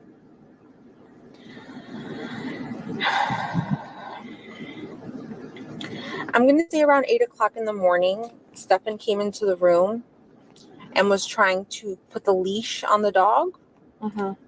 Somewhere between, he came into the room somewhere. It couldn't be at that time that he was trying to put the leash on the dog. I don't know about you guys, but when you have animals and they are ready to go outside, they're ready to be fed, they're ready for water, they're ready for their day, you're not going to get any sleep. I know, because I have a fake Bombay that wakes me up every morning. So if she needed sleep that badly, she sent Maddie and Mr. Disney up to room number 4. Now remember, that's where the tripod is and everything else. Why was the dog left with her? It's impossible for Stefan to be there at the time she's talking about because he was already en route to get rid of Madeline's body. He came in earlier to get the dog leash. Exactly, Jinbug.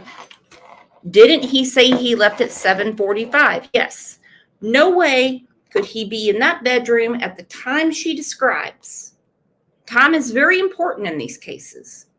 Trying to put the leash on the dog. No, he came down much earlier, and I guarantee he grabbed the dog leash. Because I have a feeling the dog leash is what he used to strangle Maddie. Or between 8 and 8:15. Can't be at 8 and 8:15. Can't be. No way. No way. He left the house at 7:45. Thank you, Joy, for the super sticker. He was seen on camera throwing away the backpack, the laptop. He was en route to the school to act like he was dropping her off. At 9:40 a.m., he was moving her body from the passenger seat to the trunk. Why are you lying? Why are you lying, Jen Soto? Tell him exactly what time he came to get the dog leash. That might clear up a lot of stuff. He came in to put the leash on the dog, and I got up to try to help him because my dog is kind of a nervous dog, and I didn't want him to pee on the bed. So we wrangled him, put him on his leash, and he said, "Go back to sleep." And I said, "Okay." So I laid back and went back to sleep. Okay. I heard people in the kitchen. I'm not sure exactly who was in the kitchen. As far as I know, I came downstairs to get ready in her. So she's got she's kind of got a bedroom in the living room. If you go into the apartment, you'll see there's like one of those fake walls, separating half the bedroom. She's got like a desk with a bedroom and a TV and a dresser. But she'll hang out there during the day, but she never sleeps there. She always sleeps with me, and then the rare occasion upstairs. But most of the time it's with me. Okay. Did you see her on Monday morning? Visually see her? No. Did you hear her? I heard many people in the kitchen. I'm not sure if it was my roommate or her specifically. Okay. Is your roommate a male or a female? Female. Okay. They're both females. When was the last time you physically saw? Wednesday, 11 o'clock. I'm sorry. Sunday, 11 o'clock. Sunday when you sent her to bed. To bed. Okay. Well, and then when you woke up, you said you woke up briefly because Stefan went in there. Did you go back to sleep? See, these seem like rudimentary. These seem like elementary questions. But these are questions anyone would be able to answer about anything, anytime. Anything, anytime. So when you hear someone trip up about simple things, and we've heard it in many other cases, they can't answer these tiny little things because other things were going on, much bigger things. Kez, I'm so glad you're here. Pee on the bed. Are you kidding me? She kicks her kid out of the bed, but keeps the dog. Wow. Yeah, but she needed sleep.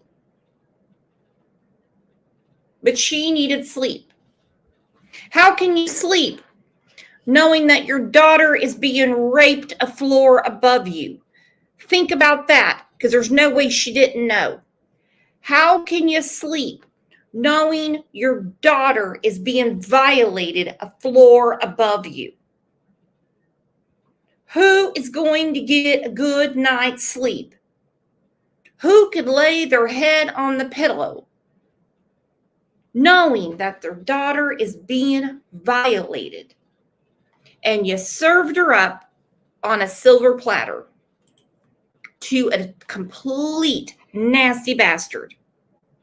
Yes. What time did you get up?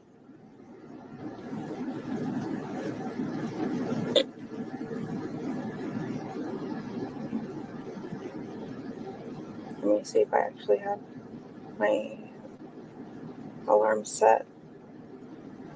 No, I don't have the specific day on there. Let me check something real quick. I'm pretty sure I woke up around 9 o'clock in the morning, and then I left at 9:30. I had an appointment. I had a doctor's appointment at like 10:15, but they took a while. And then by the time they did my blood work and whatever, I think I got home somewhere between 11 and 11:15. Okay. When you got back, was Stefan here? I'm pretty sure he was, yeah. What was he doing? Just sitting in my room. At my computer desk on his phone. Okay. What did you guys do? We chatted for a little bit. I asked him what had happened because he had called me earlier at 10. Let me see.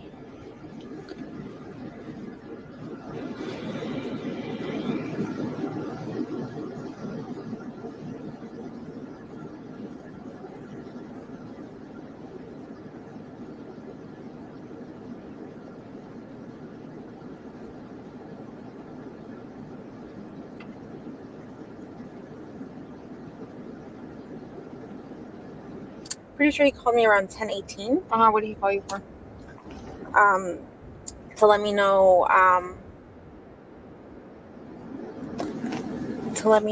that they didn't go to McDonald's as planned. He had asked her multiple times if she wanted to stop at McDonald's because that was the plan the night before. That they were going to wake up early. He was going to take her to McDonald's, do like a special McDonald's breakfast, and then drop her off at school early because she wanted to get there a little early. But on his way to school. Okay, let's talk about this. Let's just talk about this. She wanted to go to McDonald's. She wanted to get there a little early. How would she know if she was asleep? According to her, she was awoken at a time that Stefan could not be there. It's physically impossible unless he knows time travel or he's freaking Batman to be there screwing on with a dog leash because she doesn't want pee on the bed. She wanted to get up early. See, what she's doing is she's filling things in. She's trying to give the right answers. If you're asleep in the bed and you did not see your daughter that morning, then how do you know? She wanted to go early.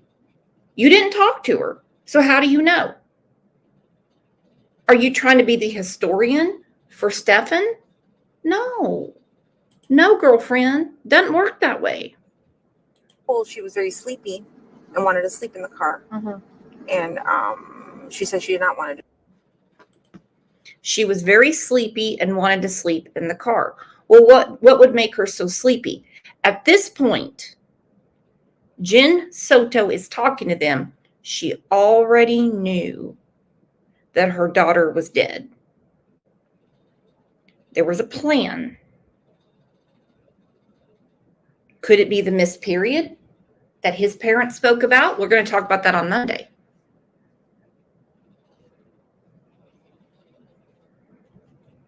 Exactly, Big T. Plans change, not the truth.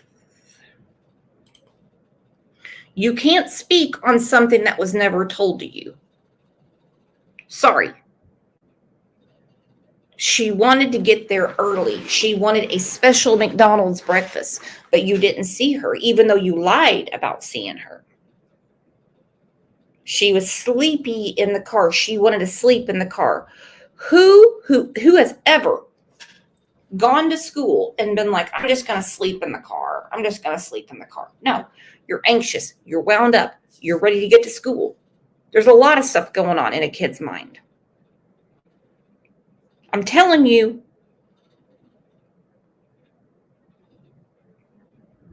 She is a huge part of what happened to Madeline Soto. To McDonald's. She just wanted to be dropped off. Okay. Also to let me know that he left his phone at home because I had called him multiple times and he hadn't picked it up. He had left his phone at home by accident. He had went to the vape shop, but they didn't open on time. Okay, and she said this to the other detective. Here's the thing. He was tracked by his phone. He did the accidental factory reset on the phone because he knew the police were going to have to be called because the school's going to figure out Madeline's not at school anymore. They knew something would have to be done. So you have two people in the house now that forgot their phone. So yet nobody tries to call the phone. You don't hear it ringing. So he had waited for quite a while in front of the vape shop. They didn't open, so he left and came back and we hung out a little bit. And then I think he left again to the vape shop to go buy what he needed. Okay. Do you want the name of the vape shop? Yes.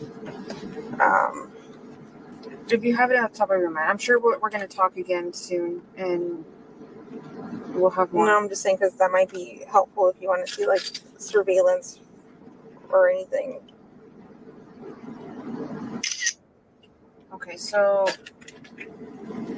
at some point, I understand he gets like a flat tire, and he's not able to go with you to pick school. Yeah. Right. Yeah. And when you get to the school, how do you realize that she wasn't there? So I went to go, I usually leave around 2:30 to pick her up. She gets out of school at 4. So I wait it takes me about 25 minutes to get to the school, and then I wait about an hour for her to get out. I waited the whole time. And then when the bell rang and then it was time for her to come out, she wasn't one of the first kids like she normally is. And I realized I was holding up the line because everyone behind me had children and they needed to get out because I was the first in line. So after about, I'm going to say, I think it was like 4:10, she didn't come out and I was holding up the line. So I drove away. I said, maybe I forgot to tell her that I was picking her up that day because I don't know if she knew that I wasn't working that day. But Well, did she have to be at work that day or not?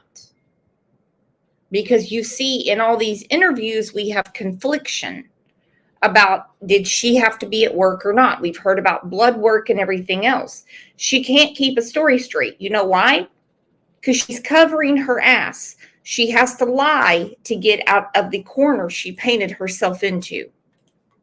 I had assumed that she thought, she knew that I was going to go get her. So because she never came out, I left and I went. She works less than, I'm going to say it's like a 3-minute drive from the school. It's very close. She works in the Hunters Creek Villages area. I drove that way and I drove along the path that she would walk and I didn't see her. And then office, I asked, hey, has she gotten here yet? They said no. And I said, okay, let me wait a little bit. And I parked back again on Hunters Park Lane, I think. And I waited along that lane to see if I would see her walking. And I didn't see her walking. And it was about 4:30, 4:35. At this point, she should have. So I went back to the office. And then I was like, is she here yet? Oh, she hasn't gotten here. And I said, okay, hold on. Let me see. I called her best friend. She hasn't gotten here. Well, school starts roughly around 8 a.m. What do you mean she hasn't gotten here? And what are you doing sending emails to teachers? You're sending an email to make a trail to make it look like you care. Why didn't you go into the school? You're saying it's 3:45. She said they were closed. I got a notice. No, there's a lot of activities that go on after school. There's gymnastics, there's football practice, there's band practice, there's chess club. You had a lot of busy work going on because you were trying to appear that you were truly looking for her.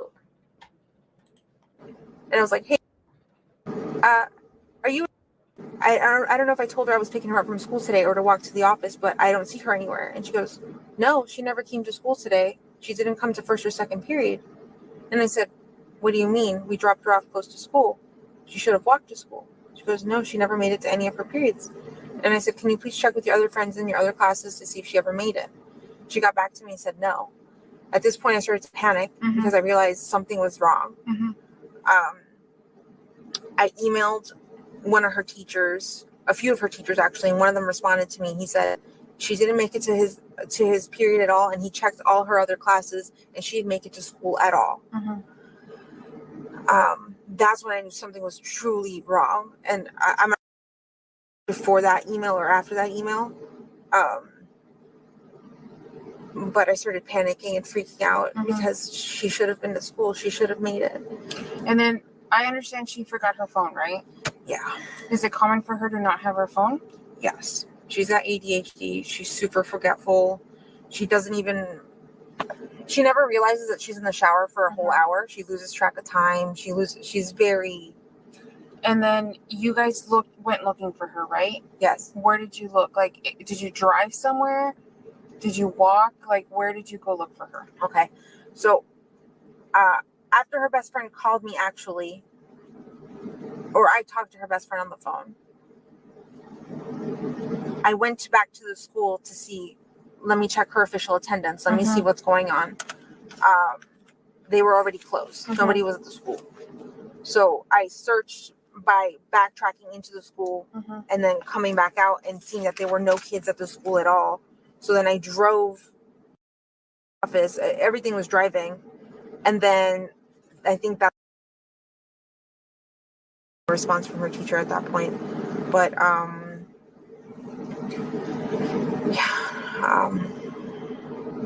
did you come back to the apartment at any point yesterday once you realized she was missing? Stefan was at home waiting for us to get back. And then when I told him something was wrong, she never made it to school, he completely hauled it back to me. And then we all stood there waiting for the cops to show up, and they didn't show up till like 7:30. It took them a while to respond. I think they were looking for other missing kids around the area too. But yeah, no, we did not come back home until we were done with the police. We were done with everything. There was nothing else for us to do except come back. Where was her phone when all of this was happening? With me. How did you get the phone if you never came back here? I took it with me to go pick her up from school. I was going to give it to her when she got in the car and be like, listen, you forgot your phone again, and let her play on it. I'll do that sometimes when she forgets it. I bring the phone with me and I just give it to her afterwards. But I had brought it with me to go pick her up from school. Okay. And you works where? I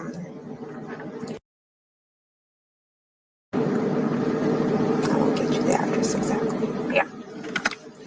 And then did you at any point check her phone out while you had it? Yes. Tell me about it. Okay. Actually, I started looking, but I could not concentrate on reading anything. I was too panicked and too worried. I handed the phone to my sister.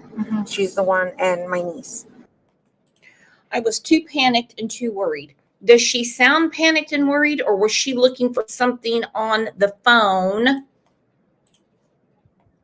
that she did not want investigators to get? Everything she says is beyond inappropriate. It's beyond illogical. It's beyond common sense. I want to know exactly why she started going through her phone. If she had the friends and the teachers' phone numbers in her phone, why did she start going through her phone? I think she was going through to make sure she didn't text anyone to say, this is what's going on at home. That there was no pictures on there, like the 17,000 images that were found on Mr. Boyfriend's phone.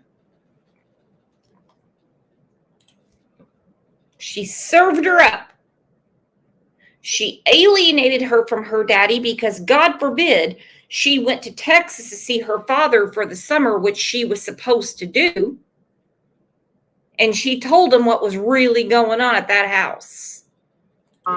Can find somewhere else to stay for the night, because we're gonna have Kissimmee out here at your apartment for the rest of the night, because the people that come and like take pictures and all that other stuff are not going to respond until the morning. Okay, so nobody can go into the house for the rest of the night until the house gets, we need to take pictures and do other stuff with the house. Does that make sense? Yeah, okay. And unfortunately, because you guys have such a big apartment, it's not something that only one person does. Like, we don't do that, right? We have our forensics unit come out. And it's not something that one person can do by herself. So she has to wait until people come in, because they're on call after midnight, right? So she has to wait for the other people to come in the morning, and then they're all going to come in as a unit and try to get it done as quick as possible. Okay. I need to go back into the house. Mhm. I have medication that I have to take Mhm. in order to be like normal. Mm-hmm. Is there a possibility that I can go back in there and get my meds? Yes. You need your medication to be normal. Girl, you're not normal. There is nothing normal about you. Nothing normal about you. There is nothing normal about you. You sit there and you stay hopped up on that damn Seroquel all the time because you just have to have your sleep. Just have to have your sleep, don't you? No one's going to disrupt my sleep because you know what goes on behind that door with the chain. You know, and you didn't care. Hell, you lived there too. People might have been renting rooms. But you can't tell me you didn't go into Mr. Disney's room. You can't tell me you didn't go in there. You didn't notice a refrigerator.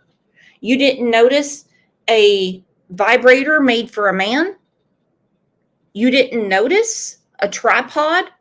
You didn't notice any of those things. You didn't realize that there was a chain lock. But you keep bringing up these medications and your mental health as if it's some sort of handicap. Guess what? It's not. It's not. This is what you call an excuse for when it comes down the pike and you get charged. I just have to get my meds so I can be normal. I have to get my meds so I can be normal. What about your daughter? Give me a few minutes, and then we'll try to figure out how we can get your medication. Okay, but that's something that we can definitely get. Okay. Does it make sense what I'm telling you? Yes. I just don't know what we're gonna do about finding a place to go, but okay. And then, because last in the Hang on, what'd the idiot say? does, like, we don't do that, right? We have our forensics unit come out, and it's not something that one person can do by herself. So she has to wait until people come in, because they're on call after midnight, right? So she has to wait for the other people to come in the morning, and then they're all going to come in as a unit and try to get it done as quick as possible. Okay. I need to go back into the house. Mhm. I have medication that I have to take Mhm. in order to be like normal. Mm-hmm. Is there a possibility that I can go back in there and get my meds? Yes. Give me a few minutes, and then we'll try to figure out how we can get your medication. Okay, but that's something that we can definitely get. Okay. Does it make sense what I'm telling you? Yes, yes. I just don't know what we're gonna do about finding a place to go, but okay. Oh, that's what the douche canoe said. Don't know what we're going to do about finding a place to go, but okay. Now, the we is not Madeline. She's put out. This is how sick she is. I didn't understand it the first time around. She's talking about her and Mr. Disney. Don't know what we're going to do about find a place to go, but okay. They're saying they have to bring forensics into the house to help solve the disappearance. And now we know murder, rape, and all the above of your daughter. She goes, oh, deep breath. Oh.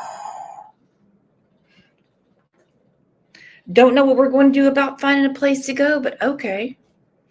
Maria O'Sullivan said she doesn't take Seroquel. Well, what does she take? She said Seroquel. She says she takes Seroquel, so I don't know. Could you just imagine? Well, she says it's antipsychotic, Maria, but she says it's Seroquel. She's so stupid, she doesn't know what she takes. Oh. And then because lost in Stefan's car, we're also going to tow his car. Okay. Okay? Okay. Okay. Now, this is when it's getting deep. Because the detective says, and we are going to tow his car. She goes, oh, okay. Listen to her voice. He has to wait until people come in because there's like they're on call after midnight, right? So she has to wait for the other people to come in the morning, and then they're all going to come in as a unit and try to take, get it done as quick as possible. Okay. I need to go back into the house. Mm-hmm. I have medication that I have to take Mhm. in order to be like normal. Mm-hmm. Is there a possibility that I can go back in there and get my meds? Yes. Give me a few minutes, and then we'll try to figure out how we can get your medication. Okay, but that's something that we can definitely get. Okay. Does it make sense what I'm telling you? Yes, yes. I just don't know what we're gonna do about finding a place to go, but okay. And then because lost in Stefan's car, we're also going to tow his car. Okay. Okay? Okay.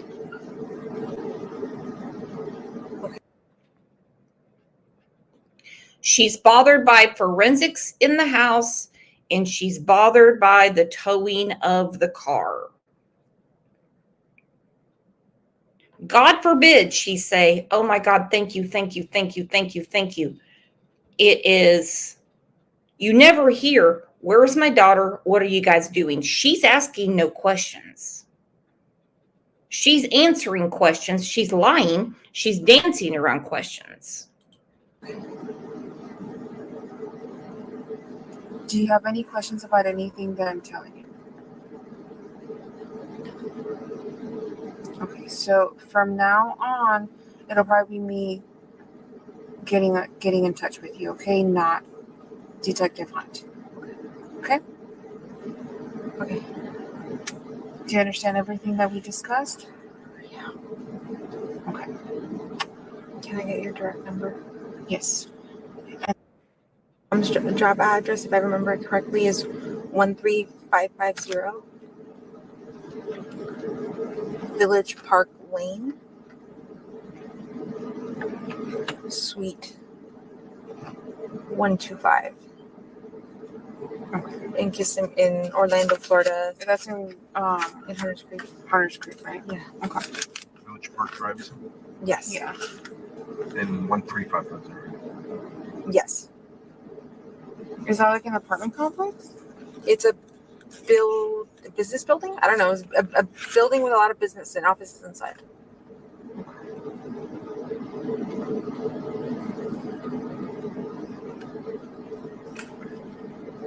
And when did you say you were there?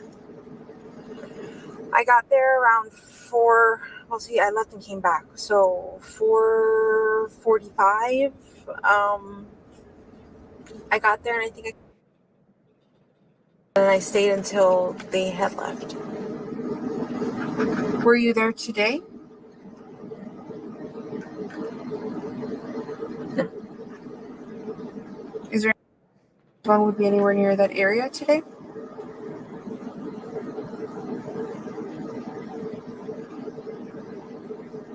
No, I don't think so. It's been with me. Oh, Detective Hunt went back to that office. I'm so sorry. And he had her phone. Okay. He had her phone at that time. Yeah. Why did he go back to that office? Because my uncle had walked the path along the trail, and he had found a wallet with not 90, but like credit cards and something that had somebody's state on it. So he went to pick it up to see if it was of any interest. Okay, that makes sense. Yeah. Okay, so I'm gonna give you my business card. I'm still here for a little bit longer. I'm gonna talk to Stefan one more time. There was like a few things that we needed to clarify with him, and then we're gonna, like, me physically, after I get done talking to Stefan, I'm gonna try to go get rest, right? Because we're gonna continue to do all this. Yeah. There's other detectives that are coming from my unit. Okay. So like there's always gonna be somebody here. Okay. So just because I physically am not here, don't think that we're not physically working on this. We have a lot of people in our unit, right? So we're taking like shifts. And then the people we have violent crimes out here as well. And they're here till 4 a.m. So I don't want you to think that like, just because I'm leaving, that we're not still actively working on this. Does that make sense? Yeah. Like they are here till 4 a.m. And then the day shift people that also work violent crimes come in around that same time. So they're going to take over. So like we have like people. Okay, they're already on it. They're not considering runaway. They're not considering that she jumped on a plane to go see her daddy. She's saying sex crimes unit, violent crimes. This is not absorbing with Jen Soto. She's not getting it. They're not saying we have people out looking for her. At this point, they already know. And she's shitting her britches because she wants to know what they know about her life, Maddie's life, Stefan's life. Just those words right there should have had her jumping out of her skin. They're not saying, hey, we're doing a grid search and we're out looking for her right now. Hey, we're calling everybody she knows, in case something, in case she went to stay with a friend. They're not saying anything like that. They've already got it. They've got it. They're just trying to put it together. Violent crimes unit, sexual crimes unit. Just hearing those words should have had her a bawling baby in the corner. She's listening to all this going, okay. I mean, listen to this. Because my uncle had walked the path along the trail, and he had found a wallet with not 90, but like credit cards and something that had somebody's state on it. So he went to pick it up to see if it was of any interest. Okay, that makes sense. Yeah. Okay, so I'm going to give you my business card. I'm still here for a little bit longer. I'm going to talk to Stefan one more time. There was like a few things that we needed to clarify with him. And then we're going to, like, me physically, after I get done talking to Stefan, I'm going to try to go get rest, right? Because we're going to continue to do all this. Yeah. There's other detectives that are coming from my unit. Okay. So like there's always going to be somebody here. Okay. So just because I physically am not here, don't think that we're not physically working on this. We have a lot of people in our unit, right? So we're taking like shifts. And then the people we have violent crimes out here as well. And they're here till 4 a.m. So I don't want you to think that like, just because I'm leaving that we're not still actively working on this. Does that make sense? Yeah. Like they are here till 4 a.m. and then the day shift people that also work violent crimes come in around that same time. So they're going to take over. So like we have like people working till a certain time and then other people coming and taking over. Okay. So like I said, just because I physically am not here doesn't mean that we're not still working on something. Does that make sense? Mm-hmm. Real quick, I don't remember if Detective Tackler asked, but yesterday when you guys were out looking, do you remember what time you were out looking till?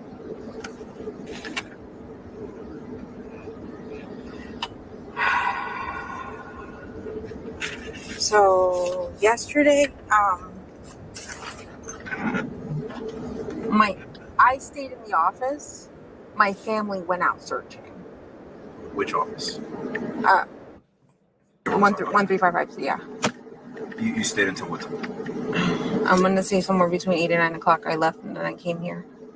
You came straight here. Yeah. And then who was out? Your family was out looking? Yeah, but I think they all stopped when. Actually, I'm not sure. One of my uncles might have kept searching along the trail, but I'm not sure until what time he was out. My dad as well. What about Stefan? Stefan went out sometime in the middle of the night and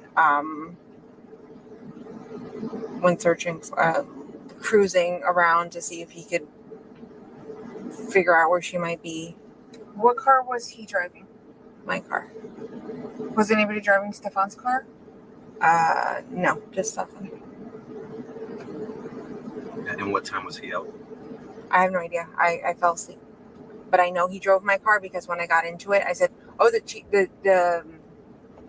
seat's adjusted. Did you drive my car?" He goes, "Yeah, remember I said I was going to take a drive tonight to go search for her because he does have like insomnia. He can't sleep at night sometimes." Yeah, right there. So he took her car. He said, "I'm going out to search," because he has insomnia. Everybody has an issue. Oh, I've got to take these meds so I can sleep. Oh, I sent them to another room so I could sleep. And they have said in many articles that 2 cars were involved. She is guilty of something. Now, for one, she never went and searched for Madeline. Never. And I'm going to look at this again, and I'm not going to keep you guys much longer. The condition of room 4 that she sent them to, we're going to go through this slowly, makes me sick. Evidence reveals more details about Madeline Soto. West 2's Bob Hazen has been going through the disturbing new evidence all morning and learned that investigators say Maddie's mother defended the man accused of killing her daughter. In these documents, detectives say she didn't just defend Stephen Stearns, she also suggested the sexual abuse was, quote, not evil. So she never made it. That is Madeline's mom, Jennifer, talking with deputies. Her boyfriend, Stephen Stearns, by her side. 13-year-old Maddie was... Now, remember, she said the sex. Now, for one, Maddie cannot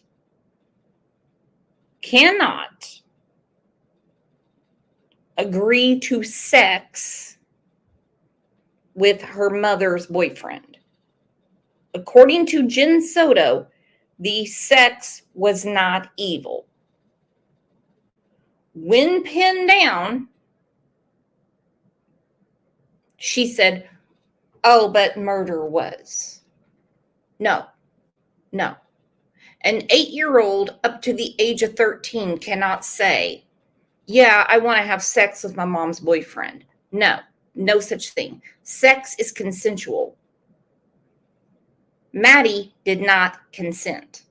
No way, no how. And wait till the show on Monday when I talk about his parents. When I talk about his parents, and we're going to discuss how Maddie died on Monday, you're going to flip your wig. Missing, but investigators believe Stearns had actually murdered her after sexually abusing Maddie for years and recording it on his phone. New evidence released by the state attorney's office. Look at room number 4. Some people say it was nothing but an empty room. It was there for storage. No, room number 4 was not there for storage. It was there for Stefan to be with Madeline. Includes these pictures of a room in their home, room number 4, with a chain lock on the door. A chain lock on the door. The only room in the house with it. The night before Maddie vanished, Jennifer Soto told investigators she sent her daughter to that room to go to bed alone with Stearns. I needed some sleep, so I asked, hey, can you guys go to the guest bedroom upstairs? She never saw Maddie alive again, and during the search, she said nothing had seemed strange, but did offer this bit of information. She did recently tell Stefan that she had a crush on a boy. The evidence also includes details of Soto's interview with detectives after Stearns was arrested and on the day that Maddie's body was found. It says she defended Stearns, and while she denied knowing about ongoing sexual abuse, she, quote, even at one point referred to the sex stuff as not evil, but the murder of Madeline as evil. The detective says it appeared Soto had accepted that the victimization was happening. We also hear Stearns himself trying to explain why his phone's memory was wiped out before handing it over to investigators. I don't know what the heck I did, but somehow during the massive OS update, I managed to factory reset my phone. And they talked to Stearns' father, Chris, who said his son had a history of lying to them and his story didn't add up. Before I left the house the other night, I turned to my wife and I said, do we really know Stefan? Can we honestly say we really know? Bob Hazen, WESH 2 News. All right, while Jennifer Soto has been investigated, she has not been arrested or charged with any crime, and police have not identified her as a suspect. Tick-tock. Tick-tock, Jen Soto, tick-tock. Because the walls are closing in on you. You can play that I was on medication game all you want, but at some point, you gotta sober up. You said there's dirty laundry in the bathroom, which tells me you know what's going on around your home. You answered. Actually, you filled in the detective sentence when she said they're looking for she goes, fresh scent. She knows enough about that. She knows enough about that. Yes, there's dirty laundry in there. So from the age of 8 to 13, how much laundry did you do? Sheets, towels, underwear. Jen Soto, you knew that something was going on with your baby girl. This autism, ADHD, acting out. Did it ever occur to you because she was acting out because she didn't want to do these horrible things with your boyfriend? Well, if this show didn't piss you off enough, on Monday, we're going to talk about Stefan's parents. They have said some insane things. That Maddie started puberty at 11 and became promiscuous.